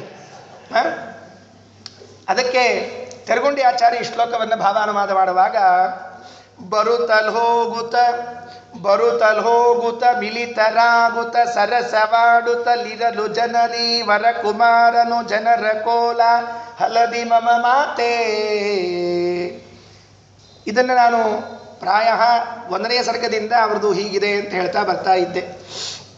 ಹೀಗೆ ಹೇಳುವಾಗ ಈ ಉಪನ್ಯಾಸವನ್ನು ಈ ಮಾಧ್ಯಮದ ಮೂಲಕವಾಗಿ ನೋಡುವ ಕೆಲವು ಭಕ್ತರು, ಕೊಯಂಬತ್ತೂರಿನಲ್ಲಿರುವಂತಹ ಒಬ್ಬರು ಭಕ್ತರು ನನಗೊಂದು ಮೆಸೇಜ್ ಕಳಿಸಿದರು. ಏನು ಕಳಿಸಿದರು ಅಂತಂದರೆ, ಆಚಾರ್ಯ ನೀವು ತೆರಗುಂಡಿ ಆಚಾರ್ಯದೇನೋ ಕನ್ನಡ ಪದ್ಯ ಹೇಳ್ತಾ ಇದ್ದೀರಿ, ಆದರೆ ಅದರ ಜೊತೆಗೆ ಇನ್ನೊಬ್ಬರು ಬರೆದಿದ್ದಾರೆ, ದಯಮಾಡಿ ಅದನ್ನು ಉಲ್ಲೇಖ ಮಾಡಿಕೊಳ್ಳ್ರಿ ಅಂತ ಕಳಿಸಿದ್ರು ನನಗೆ. ಯಾರು ಅಂತ ಕೇಳಿದಾಗ ಅವರು ಕೊಟ್ಟ ಮಾಹಿತಿ ಇಷ್ಟಿದೆ. ಸೋಸಲೆ ವ್ಯಾಸರಾಜ ಮಠದಲ್ಲಿ ವಿದ್ಯಾರತ್ನಾಕರ ತೀರ್ಥರು ಅಂತ ಒಬ್ಬರು ಸ್ವಾಮಿಗಳು. ಈ ವಿದ್ಯಾರತ್ನಾಕರ ತೀರ್ಥರು ಶ್ರೀಪಾದಂಗಳವರು ಇಡೀ ಸುಮಧ್ವ ವಿಜಯವನ್ನು ಈ ಹೇಗೆ ನಾರಾಯಣ ಪಂಡಿತಾಚಾರ್ಯರು ಪ್ರಮೇಯ ನವಮಾಲಿಕಾದಲ್ಲಿ ಸಂಗ್ರಹ ಮಾಡಿದ್ದಾರಲ್ಲ, ಹಾಗೆ ಸಂಸ್ಕೃತದಲ್ಲಿ ಸಂಗ್ರಹ ಮಾಡಿದ್ದಾರೆ. ಒಂದೊಂದು ಸರ್ಗಕ್ಕೆ 4 ಶ್ಲೋಕ. ಹಾಗೆ ಇಡೀ ಸುಮಧ್ವ ವಿಜಯವನ್ನು ವಿದ್ಯಾರತ್ನಾಕರ ತೀರ್ಥ ಶ್ರೀಪಾದಂಗಳವರು ಸಂಗ್ರಹ ಮಾಡಿದ್ದಾರೆ, ಸೋಸಲೆ ವ್ಯಾಸರಾಯ ಮಠದವರು. ಅದನ್ನು ಆಧಾರವಾಗಿಟ್ಟುಕೊಂಡು ವಿದ್ಯಾಪ್ರಸನ್ನ ತೀರ್ಥ ಶ್ರೀಪಾದಂಗಳವರು, ಅವರ ಮುಂದಿನ ಸ್ವಾಮಿಗಳು ವಿದ್ಯಾಪ್ರಸನ್ನ ತೀರ್ಥ ಶ್ರೀಪಾದಂಗಳವರು ಇದನ್ನು ಹೇಗೆ ಭಾಮಿನಿ ಷಟ್ಪದಿಯಲ್ಲಿ ಬರೆದಿದ್ದಾರಲ್ಲ, ನಾವು ತೆರಗೊಂಡಿ ಆಚಾರ್ಯ ಬಗ್ಗೆ ಹೇಳ್ತಾ ಇದ್ದೀವಲ್ಲ, ಹಾಗೆ ವಿದ್ಯಾಪ್ರಸನ್ನ ತೀರ್ಥ ಶ್ರೀಪಾದಂಗಳವರು ಕೂಡ ಇದನ್ನು ಕನ್ನಡದಲ್ಲಿ ಬರೆದಿದ್ದಾರಂತೆ. ಭಾಮಿನಿ ಷಟ್ಪದಿಯಲ್ಲಿ ಒಂದು ಸರ್ಗಕ್ಕೆ 4 ಪದ್ಯ. ಮೂಲತಃ ಅವರೇನು ವಿದ್ಯಾರತ್ನಾಕರ ತೀರ್ಥ ಶ್ರೀಪಾದಂಗಳವರು ಮಾಡಿದ್ದಾರೆ 4 ಶ್ಲೋಕಗಳನ್ನು, ಹಾಗೆಯೇ ಭಾವಾನುವಾದ ಇಟ್ಟುಕೊಂಡು ಒಂದೊಂದು ಸರ್ಗದ ಕಥೆ ಸಂಗ್ರಹವಾಗುವಂತೆ 4 ಶ್ಲೋಕಗಳನ್ನು ಭಾಮಿನಿ ಷಟ್ಪದಿಯಲ್ಲಿ ಬರೆದಿದ್ದಾರೆ. ಅದನ್ನು ಅವರು ನನಗೆ ಕಳಿಸಿಕೊಟ್ಟಿದ್ದಾರೆ. ಅದು ಇನ್ಮೇಲೆ ಅದನ್ನು ಪ್ರಸಂಗ ಇದ್ದಾಗ ಅದನ್ನು ನೋಡ್ಕೊಂಡು ಹೇಳಬೇಕು ಅಂತ ಇಟ್ಕೊಂಡಿದ್ದೀನಿ. ಅಂದರೆ ಎಂಥಿಂಥವ್ರು ಮಹಾನುಭಾವರಿದ್ದಾರೆ ಅರ್ಥ ಮಾಡಿಕೊಳ್ಬೇಕು. ನಮಗೆ ಇಲ್ಲಿ ಪ್ರಸಿದ್ಧ ಆಚಾರ್ಯರಾದ್ರಿಂದ ನಾನು ಇಲ್ಲಿ ಹೇಳಿಕ್ಕೆ ಹೊರಟಿದ್ದೇನೆ. ವಿದ್ಯಾಪ್ರಸನ್ನ ತೀರ್ಥ ಶ್ರೀಪಾದಂಗಳವರು ಸೋಸಲೆ ವ್ಯಾಸರಾಜ ಮಠದ ಯತಿಗಳು ಅನೇಕ ಕನ್ನಡದ ಕೀರ್ತನೆಗಳನ್ನು ಮಾಡಿದ್ದಾರೆ. ದೊಡ್ಡ ಸಂಪುಟ ಇದೆ, ನಾನು ಅದನ್ನು ನೋಡಿದ್ದೇನೆ. ದೊಡ್ಡ ಸಂಪುಟ ಇದೆ, ಬಹಳ ಕೀರ್ತನೆಗಳನ್ನು ಮಾಡಿದ್ದಾರೆ. ಮೊನ್ನೆ ತೋರಿಸಿದ್ನಲ್ಲ ಲೈಬ್ರರಿಗೆ ಹೋದಾಗ. ಆ ವಿದ್ಯಾಪ್ರಸನ್ನ ತೀರ್ಥ ಶ್ರೀಪಾದಂಗಳವರು ಇದನ್ನು ಮಾಡಿದ್ದಾರೆ. ಅದಕ್ಕೆ ಮೂಲತಃ ವಿದ್ಯಾರತ್ನಾಕರ ತೀರ್ಥ ಶ್ರೀಪಾದಂಗಳವರ ಗ್ರಂಥ ಅಂತ ಅವರು ನನಗೆ ಮಾಹಿತಿಯನ್ನು ತಿಳಿಸಿಕೊಟ್ಟರು. ನಾನು ಅವರಿಗೆ ಧನ್ಯವಾದ ಹೇಳಬೇಕು. ಯಾಕೆ ಅಂದರೆ ಇಷ್ಟೆಲ್ಲ ಅಪೂರ್ವ ವಿಷಯಗಳು ನಾವು ಯಾವಾಗ ಈ ಸುಮಧ್ವ ವಿಜಯ ಗ್ರಂಥಕ್ಕೆ ಕೈ ಹಾಕಿದ್ವೋ ಆವಾಗ ಗೊತ್ತಾಯ್ತು ನಮಗೆ ಇಲ್ಲೆಲ್ಲ ಇದೆ ಅಂತ ಹೇಳಿ. ಇಲ್ಲಿ ಹೇಳಿ ಗೊತ್ತೇ ಆಗ್ತಿರ್ಲಿಲ್ಲ. ಅದಕ್ಕೆ ಅದು ಒಂದು ಭಾಮಿನಿ ಷಟ್ಪದಿಯಲ್ಲಿರುವಂಥ ಗ್ರಂಥ. ಈಗ ತೆರಗುಂಡಿ ಆಚಾರ್ಯ ಈ ಶ್ಲೋಕದ ವಿವರಣೆ ಕೊಟ್ಟಿದ್ದು. ಬರುತ್ತಲ್ ಹೋಗುತ್ತ ಸ್ವಜನತಾಪಗಮಾಗಮ ಸಂಗಮ, ಬರುತ್ತಲ್ ಹೋಗುತ್ತ ಮಿಲಿತರಾಗುತ್ತ ಸರಸವಾಡುತ್ತಲಿರಲು ಜನರಿ, ವರಕುಮಾರನು ಜನರ ಕೋಲಾಹಲದಿ ಮಮ ಮಾತೆ, ಸ್ಮರಿಸಳ್ಳೆನ್ನನು ಎನ್ನುತ್ತ ಚಿಂತಿಸಿ ನರರ ಸಂದಣಿ ಇನ್ನೆ ತೊರೆಯುತ್ತ ಲಿರದೆ ಗೃಹದಿಂದೊರ ಹೊರಟ ಹರಿಯನ್ನೇ ಚಿಂತಿಸುತ್ತ ಹೊರಟು ಬಿಟ್ರಂತ. ಏನಾಯಿತು ಆ ಮದುವೆ ಮನೆಯಲ್ಲಿ ಗದ್ದಲ ಅಂತಂದರೆ, ತಮ್ಮವರು ಸ್ವಜನತ, ತಮ್ಮವರು ಅಪಗಮ ಹೋಗೋದು, ಆಗಮ ಬರೋದು, ಸಂಗಮ ಸೇರೋದು, ಪ್ರತಿ ಸಭಾಜನ ಉಪಚಾರ ಮಾಡೋದು, ಸ್ವಜನತಾಪಗಮಾಗಮ ಸಂಗಮ ಪ್ರತಿ ಸಭಾಜಿತ ಪೂರ್ವಕ ಸಂಭ್ರಮೆ. ಆ ಗದ್ದಲದಲ್ಲಿ ಇದ್ದಾಗ ಅವಿದುಷಿ, ನನ್ನನ್ನು ನೋಡೋದಿಲ್ಲ, ತಿಳಿಯೋದಿಲ್ಲ ಅಮ್ಮ, ಜನನಿ ಅಮ್ಮ, ಇತಿ ಸ ಬಾಲಕಃ, ಆ ಹುಡುಗ ಶರಣತಃ ರಣತಃ ನಿರಗಾಂಡ್ರಬಿಹಿ, ಆ ಗದ್ದಲಮಯವಾದ ಮನೆಯನ್ನು ಬಿಟ್ಟು ಹೋಗ್ಬಿಟ್ರಂತೆ. ರಣತಃ ಅಂದರೆ ಧ್ವನಿ ಮಾಡುವ, ಶರಣತಃ ಅಂದರೆ ಮನೆ. ನೃಬಿಹಿ ರಣತಃ ಶರಣತಃ, ಈ ಜನ ಎಲ್ಲ ಸೇರಿ ಗದ್ದಲ ಮಾಡೋ ಮನೆ ಬಿಟ್ಟು ಹೊರಟು ಬಿಟ್ರು. ವಾಸುದೇವ 3 ವರ್ಷ ನಿಡಿಯೂರಿನಿಂದ ನಡೀತಾ ಹೊರಟು ಬಿಟ್ರು. ಎಲ್ಲಿ ಹೊರಟರು ಗೊತ್ತಿಲ್ಲ, ಹೊರಟೇ ಬಿಟ್ರು. ಹೊರಡುವಾಗ ದಾರಿಯಲ್ಲಿ 2 ಊರು ಸಿಕ್ತು. ಆ 2 ಊರು ದಾಟಿಕೊಂಡು ಅನಂತರದಲ್ಲಿ ಉಡುಪಿಗೆ ಬಂದ್ರಂತೆ. ಮತ್ತೆ ಉಡುಪಿಗೆ ಬಂದು ಅನಂತಾಸನ ದೇವಾಲಯದಲ್ಲಿ ನಮಸ್ಕಾರ ಹಾಕಿದರು ಅಂತ ವರ್ಣನೆ ಮಾಡ್ತಾರೆ. ಆ ಮುಂದಿನ ಶ್ಲೋಕ 3ನೇ ಶ್ಲೋಕದಲ್ಲಿ ಹೇಳುವಾಗ, ಹೊರಟು ನಿಂತ ವಾಸುದೇವ ದಾರಿಯಲ್ಲಿ ಹೋಗೋವರೆಲ್ಲ ಪ್ರಶ್ನೆ ಶುರುವಾಯಿತು. ಕೊನುಯ್ಯ ಸಸಿತಾತನ ಸಾಂಪ್ರತಂ ಸ್ವಜನ ಸಂತ್ಯಜನಂ ತವ ಸಾಂಪ್ರತಂ ಇತಿ ವಿಭುಃ ಪತಿ ಕೈವೃದಿತೋ ವ್ರಜನ್ ವಿಸ್ಮಿತಮನಾ ಕುಲಮುತ್ತರ ಮಾತನೋಚ. ಕೊನುಯ್ಯ ಸಸಿ, ಎಲ್ಲಿ ಹೊರಟಿ ಸ್ವಜನ ಸಂತ್ಯಜನಂ ತವ ಸಾಂಪ್ರತಂ, ತಂದೆ ತಾಯಿಯನ್ನು ಬಿಟ್ಟು ಬಂಧು ಬಳಗದವರನ್ನು ಬಿಟ್ಟು ದೂರ ಹೋಗಬಾರ್ದು. ಹಂಗೆಲ್ಲ ನೀ ಸಣ್ಣ ಹುಡುಗಿದ್ದಿ, ಎಲ್ಲಿ ಹೊಂಟಿ ಅಂತ ಪ್ರಶ್ನೆ ಎಲ್ಲಾರ್ದು. ಎಲ್ಲಿ ಹೊರಟಿ ಅಂತ ಕೇಳಿದ್ರೆ ಏನು ಉತ್ತರ ಹೇಳಬೇಕಾ ಮಗು? ಯಾರಿಗೂ ಉತ್ತರ ಕೊಡಲಿಲ್ಲ. ಸ್ಮಿತಮನ ಕುಲಮುತ್ತರ ಮಾತನೋತ್, ಅನಾಕುಲಂ ಸ್ಮಿತಂ ಉತ್ತರಂ ಆತನೋತ್, ಒಂದು ಸ್ಮೈಲ್ ಕೊಟ್ರಂತಷ್ಟೆ. ಒಂದು ಮುಗುಳ್ನಗೆ. ಹೆಂಗಿತ್ತ ಮುಗುಳ್ನಗೆ ಅಂತಂದರೆ ಅನಾಕುಲಂ, ನಿರಂಬಳವಾದ ಒಂದು ಮುಗುಳ್ನಗೆ. ಅದರ ಹಿಂದೆ ಯಾವುದೋ ಉದ್ದೇಶ, ದುರುದ್ದೇಶ, ಭಯ ಏನಿಲ್ಲ. ನಿರಂಬಳವಾದ ಒಂದು ಮುಗುಳ್ನಗೆಯನ್ನು ಕೊಟ್ಟು ಉತ್ತರವಾಗಿ ಹೇಳಿ ಹೊರಟು ಬಿಟ್ರು. ಏನು ತಿಳಿಸಿದ್ರು ಆಚಾರ್ಯ? ನಮಗೆ ಇದನ್ನು ಪಾಠ ತಿಳಿಸಿಕೊಟ್ರು. ನೀನು ಯಾವುದಾದರೂ ಕಾರ್ಯಕ್ಕೆ ಕೈ ಹಾಕಿದಿ ಅಂತಂದರೆ 100 ಜನ ಪ್ರಶ್ನೆ ಮಾಡಲಿಕ್ಕೆ ನಿಂತ್ಕೋತಾರೆ. ಎಲ್ಲಿ ಹೊಂಟಿರಿ? ಏನು ಸಮಾಚಾರ? ಯಾಕ ಈಗ ಬೇಕೇನ? ಮಳೆಗಾಗಲ್ಲ. ಯಾರಾದರೂ ಅಕಸ್ಮಾತ್ತಾಗಿ ನೀವು ಅಪ್ಪಿ ತಪ್ಪಿ ಪಾಠಕ್ಕೆ ಹೊಂಟ್ರಿ ಅಂತ ಇಟ್ಕೊಳ್ರಿ, ಈಗೇನು ಅವಸರದ? ಸುಳ್ಳು ಈಗೇನು ಅವಸರದ? ಅಂದರೆ ಯಾವಾಗ ರಿಟೈರ್ಡ್ ಆಗಿ ಶಾಲ್ ಹಚ್ಚಿ ಕಟ್ಟಿಗೆ ತೆಗೆದಿರ್ತಾರೆ ನೋಡಿ, ಚಕ್ಕಿಯಿಂದ ಹೂ ಮಾಡಿರ್ತಾರಲ್ಲ, ಗಂಧದ ಹೂ ಅಂತ ಹೇಳಿ ಹಾಕಿ ಒಂದು ಯಾವುದೋ ಒಂದು ಟ್ರೋಫಿ ಕೊಟ್ಟು ಕಳಿಸಿರ್ತಾರೆ ನೋಡ್ರಿ ನಮಗೆ. ಇದಾದ ಮೇಲೆ ಪಾಠಕ್ಕೆ ಈಗೇನು ಅವಸರದ? ಇನ್ಯಾವಾಗ ಹೋಗ್ಬೇಕು ಮಾರಾಯ? ಹೋಗ್ರಿ, ನಿಮಿಷ್ಟಕ್ಕೆ ನೀವು ಅವ್ರವ್ರ ಮಾತು ಕೇಳಲಿಕ್ಕೆ ಹೋಗಬೇಡ್ರಿ. ಯಾಕೆ ಅಂದರೆ ಮಧ್ವಾಚಾರ್ಯ ಉತ್ತರ ಹೇಳಿದ್ದಾರೆ, ಯಾರಾದರೂ ಯಾಕೆ ಏನು ಪ್ರಶ್ನೆ ಕೇಳಿದ್ರೆ ಒಂದು ಮುಗುಳ್ನಗೆ ಮಾತ್ರ ಕೊಡ್ರಿ ಅವ್ರಿಗೆ ಉತ್ತರ, ಇನ್ನೇನು ಕೇಳ್ಕೊಳ್ಳಿಕ್ಕೆ ಹೋಗಬೇಡ್ರಿ. ನಾವು ಕಾರ್ಯವನ್ನು ಸಾಧಿಸ್ತೀವಿ ಅಂತ ಹೊರಟಾಗ ವಿಘ್ನಗಳು ಜಾಸ್ತಿ. ಶ್ರೇಯಾಂಸಿ ಬಹು ವಿಘ್ನಾನಿ ಅಂತ ಹೇಳ್ತಿರ್ಬೇಕು ನಮ್ಮ ಗುರುಗಳು ಯಾವಾಗಲೂ. ಒಂದು ಒಳ್ಳೆಯ ಕೆಲಸ ಮಾಡ್ತೀನಿ ಅಂತ ಹೊರಟ್ರೆ 100 ವಿಘ್ನ ಬರ್ತವಂತೆ. ಯಾಕೆ ಅಂದರೆ ನಮ್ಮ ಮನೋಬಲ ಪರೀಕ್ಷೆ ಮಾಡ್ತದಂತೆ, ಇವನ ಮನಸ್ಸಿನ ಬಲ ಎಷ್ಟಿದೆ ಅಂತ ನೋಡೋಣ ಅಂತ. ಹನುಮಂತ ಹಾರ್ಲಿಕ್ಕೆ ಪ್ರಾರಂಭ ಮಾಡಿದ ಕೂಡಲೇ ಮೈನಾಕ ಎದ್ದು ಬಂದು ನಿಂತ. ಫಸ್ಟ್ ವಿಘ್ನ ಶುರುವೆ. ಇವು ಹಾರವಂಗೆ ಇನ್ನೂ 10 ಹೆಜ್ಜೆ ಹಾರಿಲ್ಲ, ಬಂದು ನಿಂತ್ಕೊಂಡು, ಅಲ್ಲಪ್ಪ ಭಾಳ ಹೊತ್ತು ಹಾರ್ಲಿಕ್ಕತ್ತಿ, ಭಾಳ ದೂರ ಹೋಗೋದದ, ಸ್ವಲ್ಪ ರೆಸ್ಟ್ ಮಾಡ್ಕೊಂಡು ಹೋಗಲ್ಲ ಅಂತ ಹೇಳಿದ್ರು. ಹನುಮಂತಂದ ಇನ್ನೂ ಈಗ ಎದ್ದೀನಿ ಶ್ರೀ ಗುರುಭ್ಯೋ ನಮಃ ಅಂತೇಳಿ, ಈಗ ದಣಿದು ಬಿಡೋದ.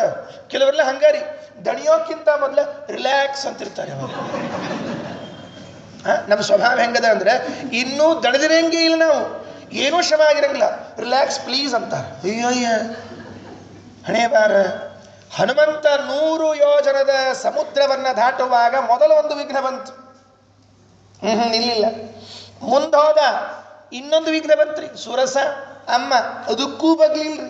ಮುಂದೋದ ಸಿಂಹಿಕಾ ಬಂತು, ಅದಕ್ಕೂ ಬಗ್ಲಿಲ್ಲ. ಕೊನೆಗೆ ದಂಡಿಗಳದ 3 ವಿಘ್ನ ಬಂದವು.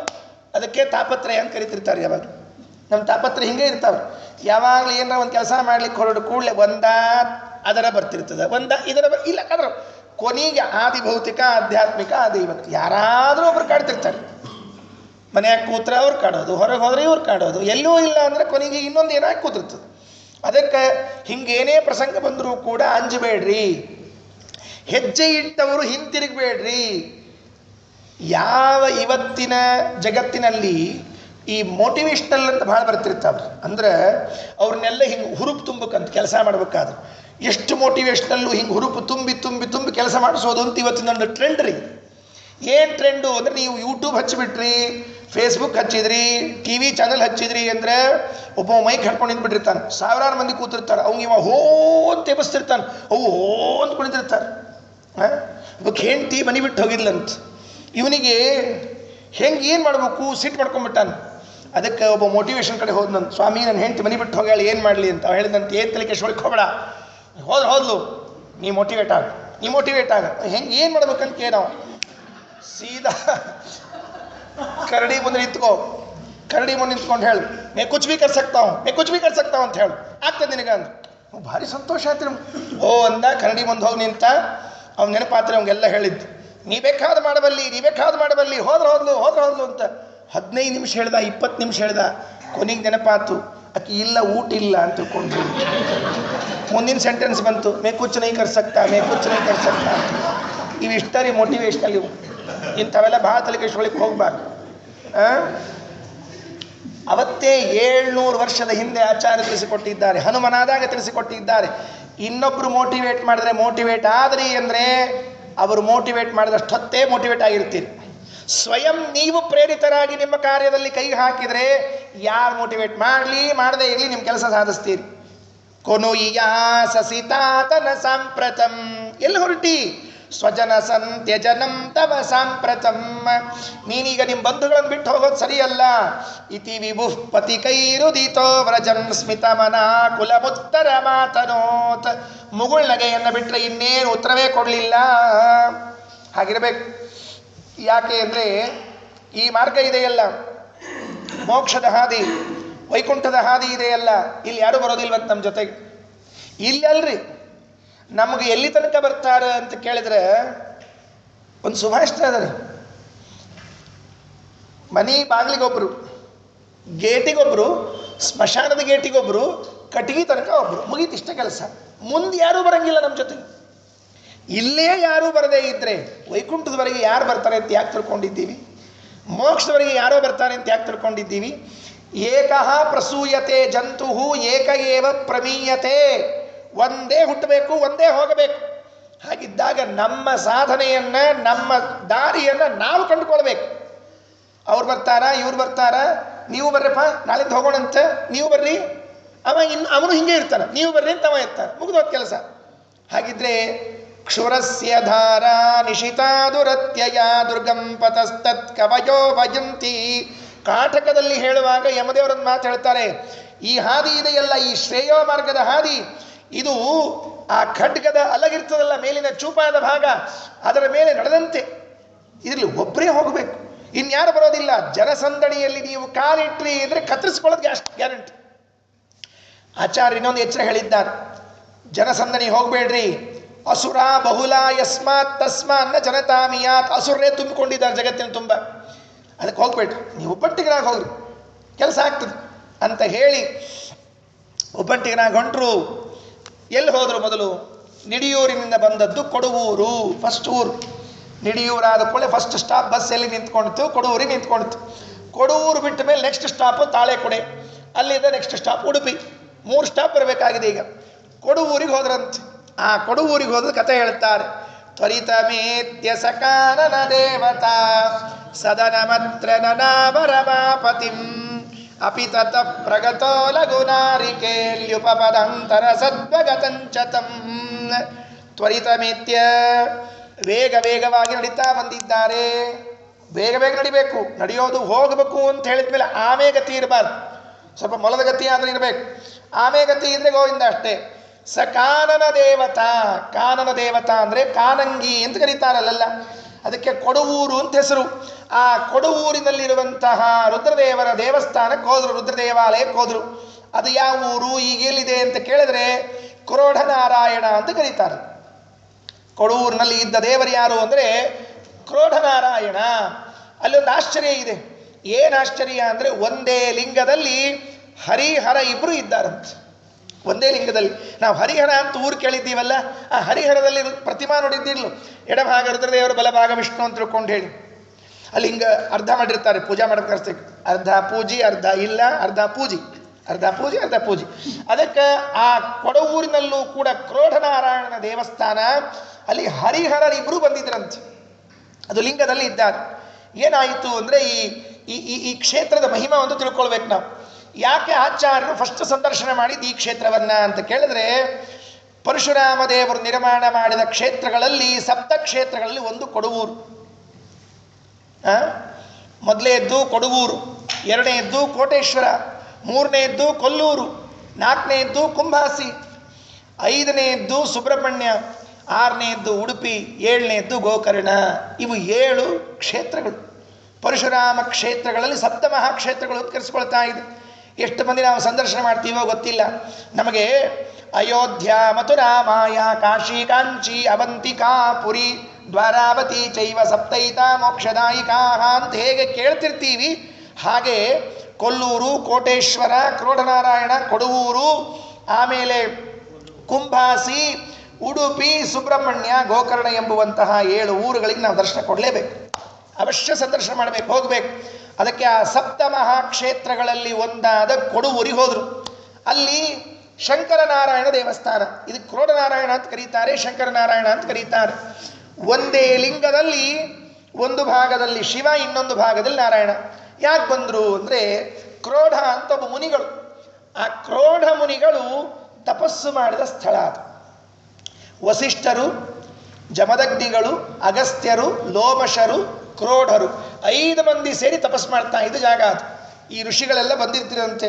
ಹಿಂದೆಲ್ಲ ಋಷಿಗಳು ದೀರ್ಘಾಯುಷಿಗಳು, ದೀರ್ಘಾಯುಷಿಗಳಾದ ಋಷಿಗಳು ಬೇರೆ ಬೇರೆ ಕ್ಷೇತ್ರದಲ್ಲಿ ಕುಳಿತು ತಪಸ್ಸು ಮಾಡುವಂಥದ್ದು ಕಂಡಿದೆ. ಹಾಗಿದ್ದಾಗ ಕ್ರೋಢರು, ವಸಿಷ್ಠರು, ಅಗಸ್ತ್ಯರು, ಲೋಮಶರು, ಜಮದಗ್ನಿಗಳೆಂಬ 5 ಋಷಿಗಳು ಕುಳಿತು ತಪಸ್ಸು ಮಾಡ್ತಾ ಇದ್ರು. ತಪಸ್ಸು ಮಾಡುವಾಗ ಖರ ಅಂತ ಒಬ್ಬ ದೈತ್ಯ, ರಂಟ್ವ ಅಂತ ಇನ್ನೊಬ್ಬ ದೈತ್ಯ. ಈ ಖರ ರಟ್ವ ಅಂತನ್ನುವಂಥ ಖರ ಮತ್ತು ರಟ್ವ ಅನ್ನುವಂತಹ ಇಬ್ಬ ದೈತ್ಯರು ಈ ತಪಸ್ಸಿಗೆ ಕುಳಿತವರನ್ನ ಕೆಡಿಸ್ಲಿಕ್ಕೆ ಬಂದ್ರಂತೆ. ಯಾವಾಗಲೂ ದೈತ್ಯರ ಸ್ವಭಾವ ಹಾಗೆ, ಇನ್ನೊಬ್ರು ಯಾರಾದರೂ ತಪಸ್ಸು ಮಾಡಿದ್ರೆ ಕೆಡಿಸೋದು, ತಾವು ತಪಸ್ಸು ಮಾಡಿ ಜಗತ್ತು ಹಾಳು ಮಾಡೋದು, ಎರಡೇ ಕೆಲಸ ಬರುತ್ತೆ. ಈ ಖರ ರಟ್ವ ಅನ್ನುವಂತಹ ಇಬ್ಬರು ದೈತ್ಯರು ಆ ಕ್ರೋಢಾದಿ ಮುನಿಗಳು ಕುಳಿತ ಜಾಗದಲ್ಲಿ ಬಂದು ತಪಸ್ಸು ಮಾಡಿ ಕೆಡಿಸ್ಬೇಕು ಅಂತ ಬಂದರು. ಈ 5 ಜನರಲ್ಲಿ ವಿಶೇಷವಾಗಿ ಪ್ರಾರ್ಥನೆ ಮಾಡಿದವರು ಕ್ರೋಢರು. ಸ್ವಾಮಿ ಹರಿಹರರೇ, ನಾವು ತಪಸ್ಸು ಮಾಡಲಿಕ್ಕೆ ಕೂತಿದ್ದೀವಿ, ನಿರಂಬಳವಾಗಿ ತಪಸ್ಸಾಗಬೇಕು ಅಂತಿದ್ರೆ ನೀವು ಬಂದು ಸಂಹಾರ ಮಾಡಬೇಕು ಅಂತ ಹೇಳಿದಾಗ ಆ ಶಂಕರನಾರಾಯಣ ಹರಿಹರರಿಬ್ಬರು ಕೂಡ ಪ್ರಾದುರ್ಭವಿಸಿದರು. ಹರಿಹರರಿಬ್ಬರು ಬಂದು ಆ ಇಬ್ಬರು ದೈತ್ಯರನ್ನ, ಅವ ಖರ ಮತ್ತು ರಟ್ವ ಎನ್ನುವಂಥ ಇಬ್ಬರು ದೈತ್ಯರನ್ನ ಸಂಹಾರ ಮಾಡಿ ಅವರ 5 ಜನರ ಮೇಲಿನ ಪ್ರೀತಿಯಿಂದ ಒಂದೇ ಲಿಂಗದಲ್ಲಿ ವಾಸ ಮಾಡಲಿಕ್ಕೆ ಪ್ರಾರಂಭ ಮಾಡಿದರು. ಅದು ಕ್ರೋಢನಾರಾಯಣ ಕ್ಷೇತ್ರ, ಕೊಡವೂರು ಅಂತ ಕರೆಸಿಕೊಳ್ತಕ್ಕಂಥದ್ದು ಶಂಕರನಾರಾಯಣ ದೇವಸ್ಥಾನ. ಬಹಳ ಅದ್ಭುತ ಅದೆಲ್ಲ. ಪದ್ಮಪುರಾಣದಲ್ಲಿ ಪುಷ್ಕರ ಖಂಡ ಅಂತ ಬರುತ್ತೆ. ಆ ಪದ್ಮಪುರಾಣದ ಪುಷ್ಕರ ಖಂಡದಲ್ಲಿ ಈ ಕೊಡವೂರಿನ ಮಹಿಮೆಯನ್ನು ಹೇಳ್ತಾರೆ. ಏನಾಯ್ತು ಈ ಕೊಡವೂರಿನಲ್ಲಿ, ಯಾಕಿದೆ ಕೊಡವೂರು ಅಂತ ಹೆಸರು ಬಂತು, ಕ್ರೋಢನಾರಾಯಣ ಅಂತ ಹೆಸರು ಬಂತು ಅಂತ ಇತಿಹಾಸವನ್ನು ತಿಳಿಸಿದ್ದಾರೆ. ಅಲ್ಲಿಗೆ ಬಂದರು ಆಚಾರ್ಯ. ಪರಶುರಾಮ ಕ್ಷೇತ್ರದ ಸಪ್ತಮಹಾಕ್ಷೇತ್ರಗಳಲ್ಲಿ ಒಂದಾದ ಕೊಡವೂರಿಗೆ ಬಂದು ಒಂದು ಭಾಗದಲ್ಲಿದ್ದ ನಾರಾಯಣ, ಇನ್ನೊಂದು ಭಾಗದಲ್ಲಿದ್ದ ಶಿವನಿಗೆ ವಂದಿಸಿದರು, ನಮಸ್ಕಾರ ಮಾಡಿದರು. ಆಶ್ಚರ್ಯ ಆಗತ್ತೆ. ಈ ಪ್ರಸಂಗದಲ್ಲಿ ಒಂದು ಚಿಂತನೆ ಮಾಡಬೇಕಾಗತ್ತೆ. ಮುಂದೆ ಎಲ್ಲ ಇದಕ್ಕೆ ಪ್ರಶ್ನೆ ಉತ್ತರ ಬರಬೇಕು.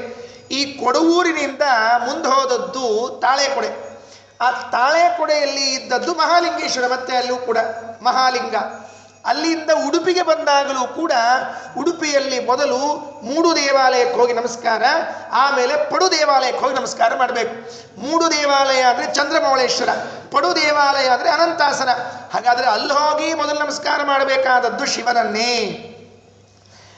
ತಾಳೆಕೊಡೆಯಲ್ಲಿ ಶಿವ, ಚಂದ್ರಮೌಳೇಶ್ವರ ಶಿವ, ಕೊಡೂರಿನಲ್ಲಿ ಶಿವ, 3 ಕಡೆಗಳಲ್ಲಿ ಶಿವನಿಗೆ ನಮಸ್ಕಾರ ಮಾಡಿದ್ರೆ ಆಚಾರ್ಯ. ಸ್ವಲ್ಪ ತಾರತಮ್ಯದಲ್ಲಿ ತೊಂದರೆ ಬರ್ತದೆ. ಯಾಕೆ ಅಂದರೆ ವೇದದಲ್ಲಿ ಹೇಳಿದ ತಾರತಮ್ಯ ನೋಡಿದರೆ ಶಿವನಿಗಿಂತಲೂ ವಾಯುದೇವರು ದೊಡ್ಡವರು ಚಿಕ್ಕವನಿಗೆ ನಮಸ್ಕಾರ ಮಾಡೋದು ಲೋಕದಲ್ಲಿ ಕಂಡಿಲ್ಲ. ಹಾಗಿದ್ದಾಗ ಇಲ್ಲಿ ಹೇಗೆ ನಮಸ್ಕಾರ ಮಾಡಿದರು? ಕೆಲವರಿಗೆ ಪ್ರಶ್ನೆ. ಅದಕ್ಕೆ ಉತ್ತರವನ್ನು ಶ್ರೀಮದಾಚಾರ್ಯರು ಸಿದ್ಧವಾಗಿ ಕೊಟ್ಟಿದ್ದಾರೆ. ಇದನ್ನು ನೀವು ಅರ್ಥ ಮಾಡಿಕೊಳ್ಬೇಕು ಅಂತಾದರೆ ಮಹಾಭಾರತವನ್ನು ಒಂದು ಸರ್ತಿ ನೋಡಿಬಿಟ್ರೆ ಅರ್ಥ ಆಗತ್ತೆ ಎಂದರು. ನಿಡಿಯೂರಿನಿಂದ ಕೊಡವೂರಿಗೆ ಬಂದು, ತಾಳೆಕೊಡೆಗೆ ಬಂದು, ಉಡುಪಿಗೆ ಬಂದು ಎಲ್ಲ ಕಡೆಗಳಲ್ಲಿ ತಾರತಮ್ಯದಲ್ಲಿ ತಮಗಿಂತಲೂ ಕೆಳಗಿರುವ ಶಿವನಿಗೆ ವಂದಿಸಿದಾಗ ಬರುವ ಪ್ರಶ್ನೆ ಏನು? ಉತ್ತಮಾಧಿಕಾರಿಗಳು ಅಧಮಾಧಿಕಾರಿಗಳಿಗೆ ನಮಸ್ಕಾರ ಮಾಡುವುದು ಹೇಗೆ? ಅಲ್ಲ, ಮಾಡೋದಿಲ್ವಲ್ಲ ಅಂದರೆ ಉತ್ತರ ಕೊಡ್ತಾರೆ. ಮಹಾಭಾರತ ತಾತ್ಪರ್ಯ ನಿರ್ಣಯದಲ್ಲಿ ಹೇಳ್ತಾರೆ. ಏನಂತ? ಭೀಮ ತೆಗೆದುಕೊಳ್ಳ್ರಿ, ದೊಡ್ಡವ ಭೀಮ, ಎಲ್ಲಕ್ಕಿಂತ ದೊಡ್ಡವ. ಅವನ ಮೇಲೆ ಇದ್ದದ್ದು ಕೃಷ್ಣ ಒಬ್ಬನೇ, ಇನ್ಯಾರಿಲ್ಲೇ ಇಲ್ಲ. ರುಕ್ಮಿಣಿ ಸತ್ಯಭಾಮ ಸಮೇತನಾದ ಕೃಷ್ಣನ್ ಬಿಟ್ಟರೆ ಇನ್ಯಾರೂ ದೊಡ್ಡವರಿಲ್ಲೇ ಇಲ್ಲ. ಆದರೆ ಭೀಮ ಭೀಷ್ಮಾಚಾರ್ಯ ನಮಸ್ಕಾರ ಮಾಡ್ತಿದ್ದ, ದ್ರೋಣಾಚಾರ್ಯ ನಮಸ್ಕಾರ ಮಾಡ್ತಿದ್ದ, ಆಮೇಲೆ ಕಾಕ ಕುರುಡಪ್ಪ, ಕುರುಡು ಕಾಕ ಧೃತರಾಷ್ಟ್ರ ನಮಸ್ಕಾರ ಮಾಡ್ತಿದ್ದ. ಈ ಧೃತರಾಷ್ಟ್ರ, ಭೀಷ್ಮ, ಆಮೇಲೆ ದ್ರೋಣಾಚಾರ್ಯರು ಇವರೆಲ್ಲರಿಗೂ ಕೂಡ ನಮಸ್ಕಾರವನ್ನು ಮಾಡ್ತಿದ್ರು ಭೀಮ. ಹಾಗಿದ್ರೆ ಅವರೆಲ್ಲರೂ ಕೂಡ ಭೀಮನಿಗಿಂತಲೂ ತಾರತಮ್ಯದಲ್ಲಿ ಚಿಕ್ಕವರು. ಇಲ್ಲಿ ಅವತಾರ ಮಾಡಿದಾಗ ವಯಸ್ಸಿನಿಂದ ದೊಡ್ಡವರು, ಹೌದೇ ಹೌದು, ಸಂದೇಹವಿಲ್ಲ. ಮೂಲ ರೂಪದಲ್ಲಿ ವಿಚಾರ ಮಾಡಲಾಗಿ ಅವರೆಲ್ಲ ಚಿಕ್ಕವರು. ಹಾಗಿದ್ರೆ ಅವರಿಗೆ ಹೇಗೆ ನಮಸ್ಕಾರ ಮಾಡ್ತಿದ್ರು ಅಂತ ಕೇಳಿದ್ರೆ, ಮರ್ಯಾದಾ ಸ್ಥಿತಗೇಶ ಸದ್ಭಗವಾನ್ ಪುರುಷೋತ್ತಮ. ದೇವರು ಅಲ್ಲಿಂದ ಕರ್ಕೊಂಡು ಬರುವಾಗಲೇನೆ ಆದೇಶ ಮಾಡಿದ್ರಂತೆ ವಾಯುದೇವರಿಗೆ, ನೋಡು ನೀ ಕೆಳಗೆ ಹೋದ ಮೇಲೆ ನಾ ದೇವ್ರಿಗೊಬ್ಬರಿಗೆ ತಲೆ ಬಾಗಿಸ್ತೀನಿ, ಉಳಿದವ್ರಿಗೆ ತಲೆ ಬಾಗಿಸಂಗಿಲ್ಲ ಅಂತ ಬೇಡ. ನೀವು ಸ್ವಲ್ಪ ಅಲ್ಲಿ ಬೇಕಾಗ್ತಿರ್ತಾವ, ಸುಮ್ಮನೆ ಹಿಂಗೆ ಅನ್ಬೇಕಾಗ್ತಿರ್ತದೆ. ಈ ಕೆಲವೊಂದು ದೊಡ್ಡ ಕಾರ್ಯಕ್ರಮಕ್ಕೆ ಹೋಗ್ಬಿಟ್ಟಿರ್ತೀವಿ, ಅಲ್ಲಿ ಎಷ್ಟೋ ಮಂದಿ ಇರ್ತಾರೆ, ನಮಗೆ ಪರಿಚಯ ಇರಲಿ ಬಿಡಲಿ ಹೀ ಅಂತ ಅಲ್ಲಿ ಕಿರಿಬೇಕಾಗ್ತದೆ, ಸುಮ್ಮನೆ ಹಿಂಗ್ರಿ ಅನ್ಬೇಕಾಗ್ತದೆ, ಏನೋ ಒಂದು ಅನ್ಬೇಕಾಗ್ತದೆ. ಯಾಕಂದ್ರೆ ನಿಮಗೇನೋ ಸಂಬಂಧ ಇಲ್ಲ ಅರ್ಧಂಗೆ ಕೂತ್ರಿಂದ ಇಟ್ಕೊಳ್ರಿ, ನಾನು ನಿಮ್ಗೇನೋ ಕೆಲಸ ಆಗೋ ನಿಲ್ತು ಬಿಡ್ತಿರ್ತಾವೆ. ಅದಕ್ಕೆ ಹಂಗಾಗಬಾರ್ದು ಅಂತಿದ್ರೆ ಸಭೆಯಲ್ಲಿ ಸಭೆಯ ಔಪಚಾರಿಕ ಅಂತ ಒಂದಿರ್ತದಲ್ಲ, ಅದನ್ನು ನೋಡ್ಕೊಂಡು ನೀವು ಮಾಡಬೇಕಾಗ್ತದೆ. ಅದಕ್ಕೆ ಹೇಳಿದರು, ಪ್ರತ್ಯಕ್ಷೀಭೂತ ದೇವೇಶು ಬಂಧುಜ್ಯೇಷ್ಠೇಶು ವಾನತಿಂ ಮರ್ಯಾದಾ ಸ್ಥಿತಯೇಷ ಸದ್ಭಗವಾನ್ ಪುರುಷೋತ್ತಮ.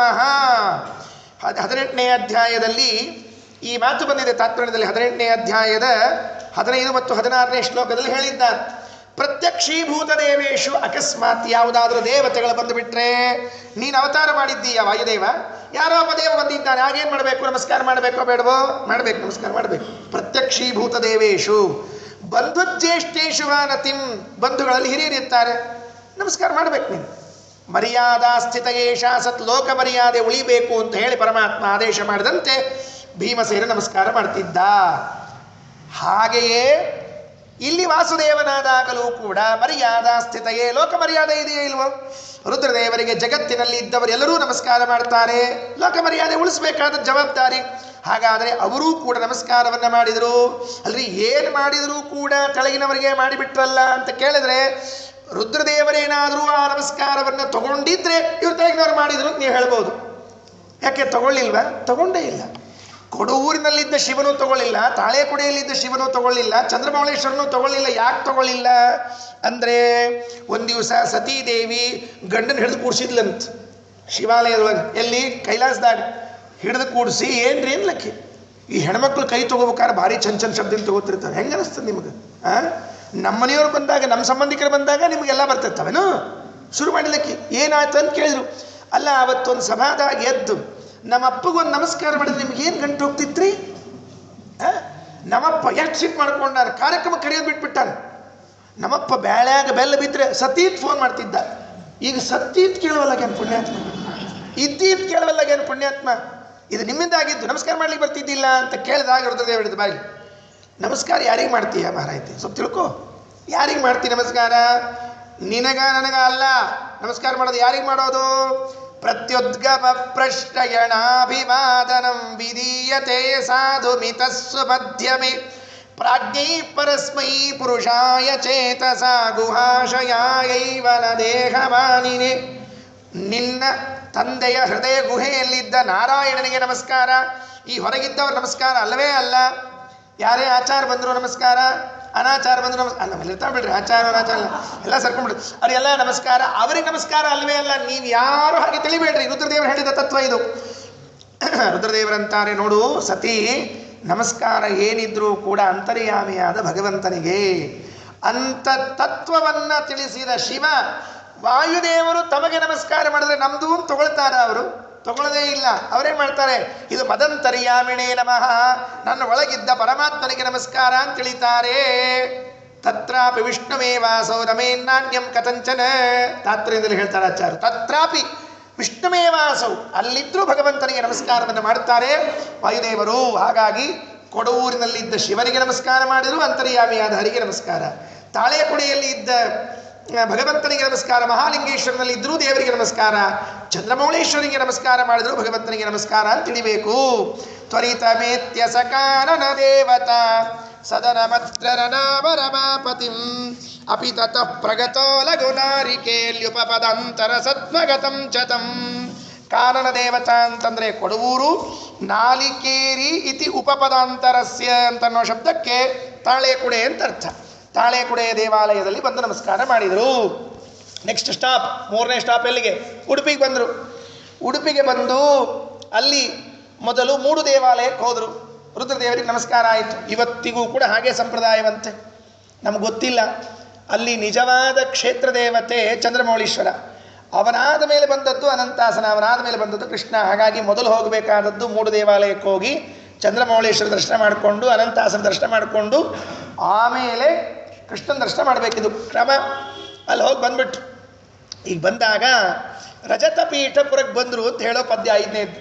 ನಲಿನ ನಾಭ ನಿಬಾಲನ ಸಮ್ಮದ ಗಮ ವಿಕಸ್ವರ ಭಾಸ್ವರ ಲೋಚನ ಜನಮನೋ ನಯನಾಂಬುಜ ಭಾಸ್ಕರೋ ರಜತ ಪೀಠಪುರಂ ಪ್ರಯೌ ವಸೌ. ರಜತ ಪೀಠಪುರಂ ಪ್ರಯ ವಸೌ. ಅಸೌ ವಾಸುದೇವ ರಜತ ಪೀಠಪುರಂ ಪ್ರಯೌ. ಈ ವಾಸುದೇವ ಏನು ಮಾಡಿದ? ರಜತ ಪೀಠಪುರಕ್ಕೆ ಬಂದ. ಹೇಗಿದ್ರು ವಾಸುದೇವ ಅಂತ ಕೇಳಿದ್ರೆ, ಜನಮನೋ ನಯನಾಂಬುಜ ಭಾಸ್ಕರ, ಜನರ ಮನಸ್ಸು ಮತ್ತು ಕಣ್ಣುಗಳೇ ಕಮಲ, ಅದಕ್ಕೆ ಸೂರ್ಯನಂತೆ ಇದ್ದಾನೆ. ಜನ ಮನೋ ನಯನ ಅಂಬುಜ ಭಾಸ್ಕರ, ಜನರ ಮನಸ್ಸು ಕಣ್ಣುಗಳೆಂಬ ಕಮಲಗಳಿಗೆ ಸೂರ್ಯನಂತೆ ಇದ್ದವನು ಅಂತ ತಿಳಿದುಕೊಳ್ಳ್ರಿ ಅಂತ ಹೇಳ್ತಾ ಇದ್ದಾರೆ. ನಲಿನ ನಾಭ ನಿಬಾಲನ ಸಮ್ಮದಾಗಮ ವಿಕಸ್ವರ ಭಾಸ್ವರ ಲೋಚನ. ಆ ಭಗವಂತನ ನಲಿನ ನಾಭ ಅಂದರೆ ಪದ್ಮನಾಭ, ಆ ಪರಮಾತ್ಮನ ನಿಬಾಲನ ಅಂದರೆ ದರ್ಶನ. ಆ ಭಗವಂತನ ದರ್ಶನದಿಂದ ಸಮ್ಮದ ಆನಂದವಾಯಿತು. ಆಗಮ, ಆ ಆನಂದದ ಆಗಮದಿಂದ ವಿಕಸ್ವರ ಭಾಸ್ವರ ಲೋಚನ, ಅರಳಿದ ಕಣ್ಣುಳ್ಳವರಾಗಿದ್ರಂತೆ. ದೇವರ ದರ್ಶನ ಮಾಡಿ ಉಡುಪಿಯಲ್ಲಿ ಆನಂದ ಆಯ್ತಂತೆ. ದೇವರನ್ನ ಕಂಡು ಇವರ ಕಣ್ಣು ಅರಳಿತು, ಇವರನ್ನ ಕಂಡು ಜನರ ಕಣ್ಣು ಅರಳಿತು ಅಂತ ಅರ್ಥ, ಬೇರೆ ಏನಿಲ್ಲ. ಇಷ್ಟ ಆನಂದ ಇದೆ ನೋಡ್ರಿ.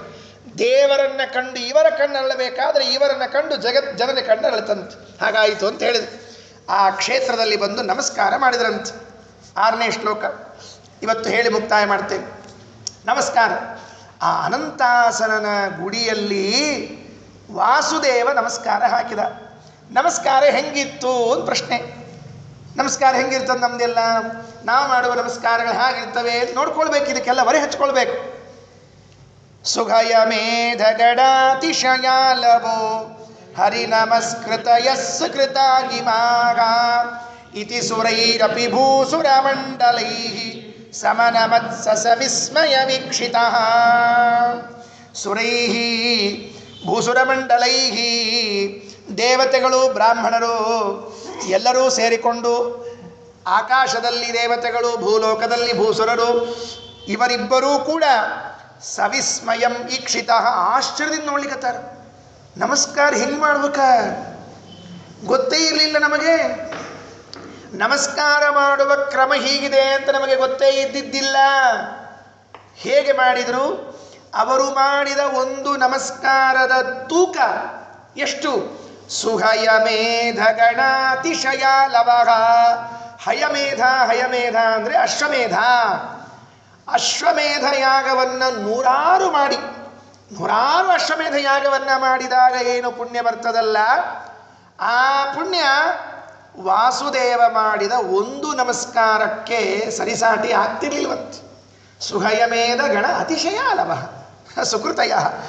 ಒಂದು ಬಾರಿ ಎತ್ತು ವಾಸುದೇವ ಹೀಗೆ ಕೈ ಜೋಡಿಸಿ ಅನಂತಾಸನಿಗೆ ದೀರ್ಘದಂಡ ಪ್ರಣಾಮ ಹಾಕಿ ನಿಂತ ಅಂತಂದ್ರೆ 100 ಅಶ್ವಮೇಧ ಯಾಗಗಳು ನಿಲ್ಲಬೇಕು ಸರಿಯಾಗಿ. ಎಷ್ಟು ಆಶ್ಚರ್ಯ ನೋಡ್ರಿ. ಯಾಗಗಳಲ್ಲಿ ಅನೇಕ ಯಾಗಗಳಿವೆ ಜಗತ್ತಿನಲ್ಲಿ. ಎಷ್ಟು ಯಾಗಗಳು ಅಂತ ಕೇಳಿದ್ರೆ ಸೋಮಯಾಗ, ಪುಂಡರೀಕ ಯಾಗ, ವಾಜಪೇಯಿ ಯಾಗ, ಬೇರೆ ಬೇರೆ ಯಾಗಗಳು ಉಂಟು. ಆದರೆ ಎಲ್ಲ ಯಾಗಕ್ಕಿಂತ ಶ್ರೇಷ್ಠ ಯಾಗ ಯಾವುದು ಅಂದರೆ ಅಶ್ವಮೇಧ ಯಾಗ. ಏನೇ ದೃಷ್ಟಾಂತ ಕೊಟ್ಟರೂ ಕೂಡ ಅಶ್ವಮೇಧ ಯಾಗ ದೃಷ್ಟಾಂತ ಕೊಡ್ತಿರ್ತಾನೆ. ಅಶ್ವಮೇಧ ಯಾಗ ಬಹಳ ಮಹತ್ವದ್ದು.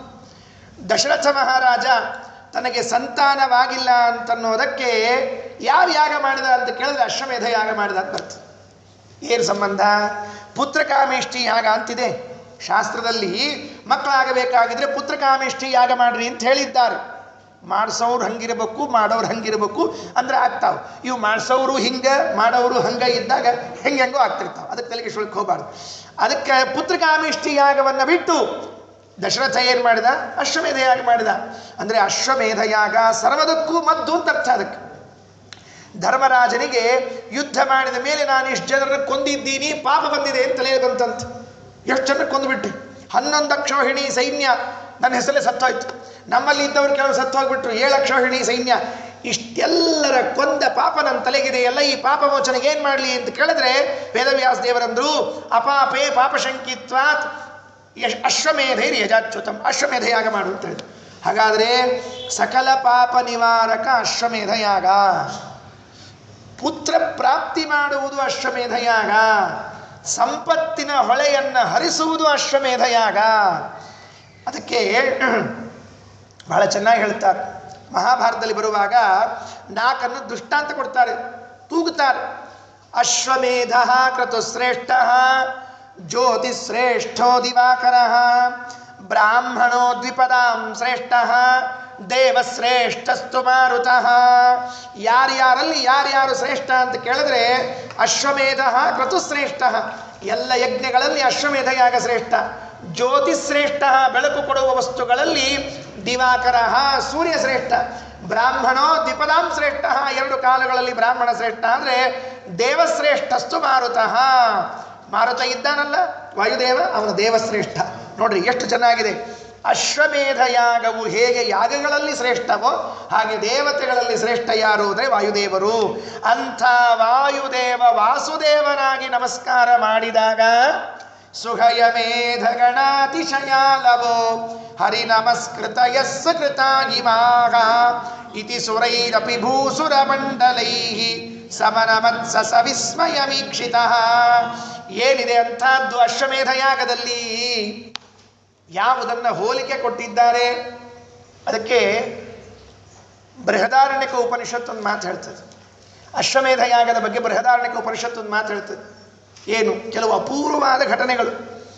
ಆ ಅಶ್ವಮೇಧದ ಕುದುರೆ ಇರ್ತದಲ್ಲ, ಆ ಕುದುರೆಯಲ್ಲಿ ಮೊದಲು ಬ್ರಹ್ಮದೇವರು ಇರ್ತಾರಂತೆ ಅಶ್ವಾಕಾರದಿಂದ. ಚತುರ್ಮುಖ ಬ್ರಹ್ಮದೇವರು ಅಶ್ವಾಕಾರದಿಂದ ಕುದುರೆಯಲ್ಲಿ ಇರ್ತಾರಂತೆ. ಅದರ ಒಳಗಡೆಗೆ ವಿಷ್ಣು ಕುದುರೆ ಆಕಾರದಿಂದ ಇರ್ತಾರಂತೆ. ಅಶ್ವಮೇಧ ಯಾಗದಲ್ಲಿ ತರ್ತಾರಲ್ಲ ಕುದುರೆಯನ್ನ, ಆ ಕುದುರೆಯಲ್ಲಿ ವಿಷ್ಣು, ವಿಷ್ಣುವಿನ ಅನಂತರದಲ್ಲಿ ಚತುರ್ಮುಖ ಬ್ರಹ್ಮ, ಅದರ ಮೇಲೆ ಇನ್ನೊಂದು ಕುದುರೆ ಇರ್ತದಂತೆ ಒಳಗಡೆ. ಇನ್ಯಾವ ಕುದುರೆ ಆಚಾರ? ಎಲ್ಲ ಕುದುರೆ ಮುಗಿದೋದು, ಮತ್ತೆ ಸ್ವಲ್ಪ ಕುದುರೆ ಅಂತೀರಿ ಅಂದರೆ, ಹಿಂದಕ್ಕೆ ಕ್ಷೀರಸಾಗರ ಮಥನ ಮಾಡಿದಾಗ ಒಂದು ಕುದುರೆ ಹುಟ್ಟಿತ್ತು, ಉಚ್ಚೈಶ್ರವ ಅಂತ ಕುದುರೆ. ಆ ಉಚ್ಚೈಶ್ರವ ಎಂಬ ಕುದುರೆ ಅಶ್ವಮೇಧ ಯಾಗದ ಕುದುರೆಯಲ್ಲಿ ನಿಂತ್ಕೊಂಡಿರ್ತಂತೆ. ಏನು ಆಶ್ಚರ್ಯ ನೋಡ್ರಿ, ಎಷ್ಟು ಬಾರಿ ನಾವು ಇದನ್ನು ಕೇಳಿದ್ದೀವಿ. ಉಚ್ಚೈಶ್ರವ ಕುದುರೆ ಕಥೆ ಕೇಳಿಲ್ಲ ಅಂತಿಲ್ಲ, ಕೇಳಿದ್ದೀವಿ. ಆದರೆ ಏನು ಕೇಳಿರಲಿಲ್ಲ ಅಂದರೆ, ಆ ಉಚ್ಚೈಶ್ರವ ಕುದುರೆ ಅಶ್ವಮೇಧ ಯಾಗದ ಕುದುರೆಯಲ್ಲಿ ಇರ್ತದೆ ಅಂತ ಕೇಳಿಲ್ಲ ನಾವು.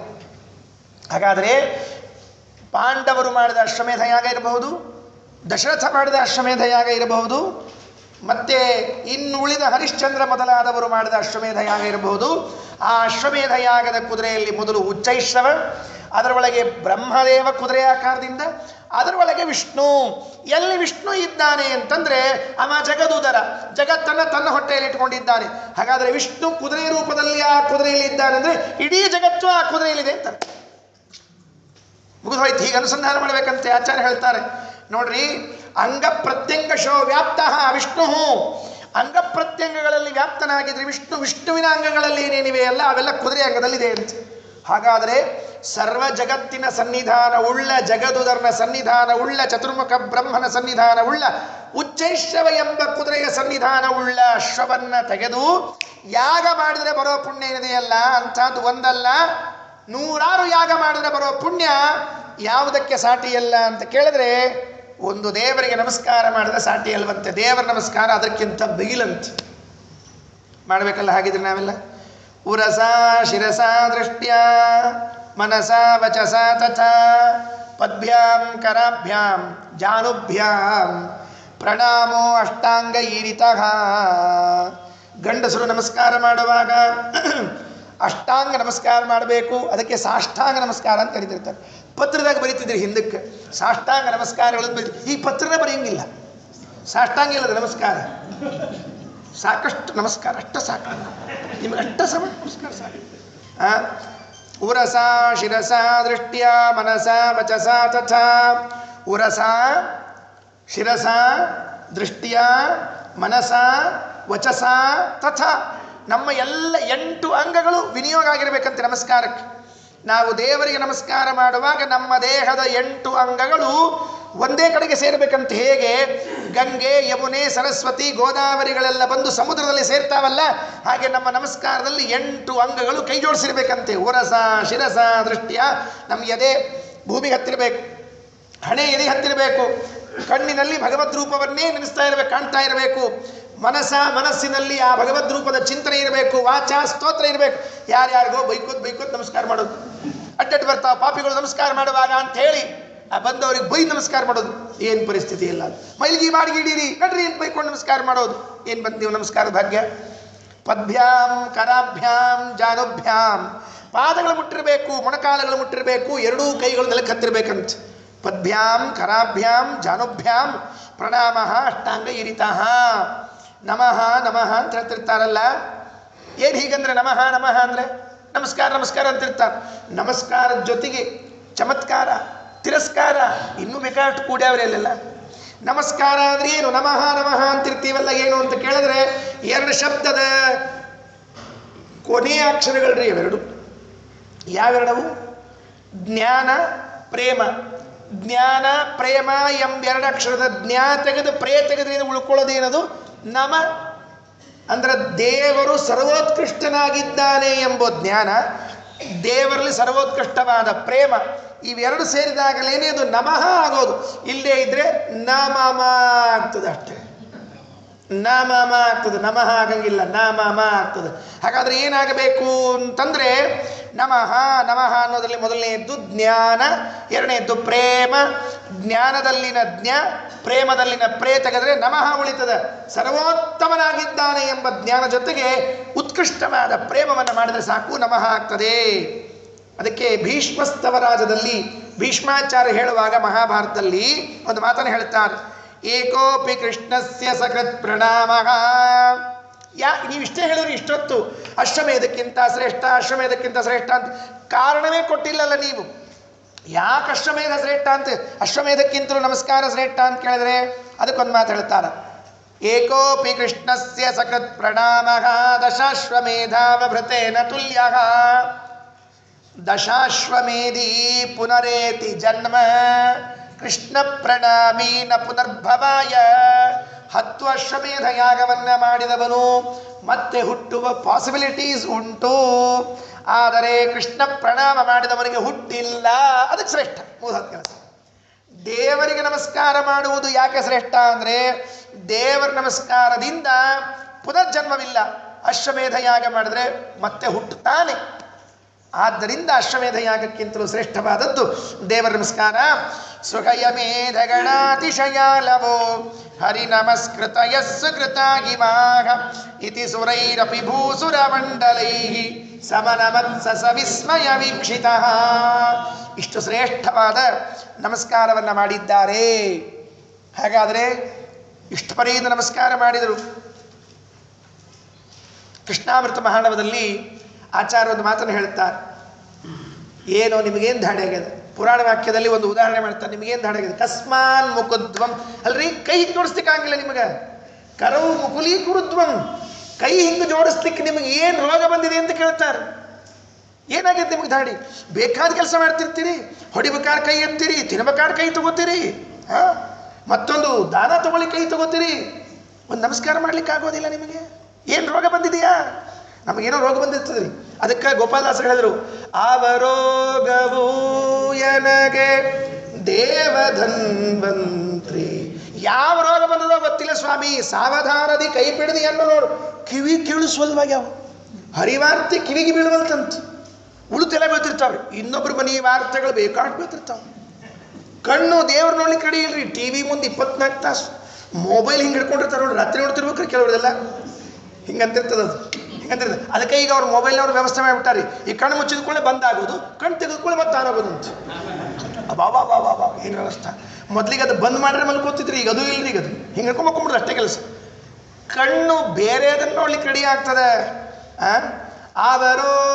ಅವರೋಗಭೂಯನಗೆ ದೇವಧನ್ವಂತ್ರಿ. ನಮಗೇನು ರೋಗ ಬಂದದ ಸ್ವಾಮಿ? ದೇವ್ರ ನಮಸ್ಕಾರ ಮಾಡ್ಲಿಕ್ಕೆ ಆಗೋದಿಲ್ಲ ನಮಗೆ. ಒಂದು ಬಾರಿ ಆ ಮಂದಿರಕ್ಕೆ ಹೀಗೆ ಪ್ರದಕ್ಷಿಣೆ ಹಾಕಿ ಬರಬೇಕಂತ, ನಮಸ್ಕಾರ ಮಾಡಬೇಕಂತ, ಮತ್ತೆ ಹೀಗೆ ಹೋಗಬೇಕಂತ ಪ್ರದಕ್ಷಿಣೆ ಹಾಕಿ ನಮಸ್ಕಾರ ಮಾಡಿ ಬರಬೇಕಂತೆ.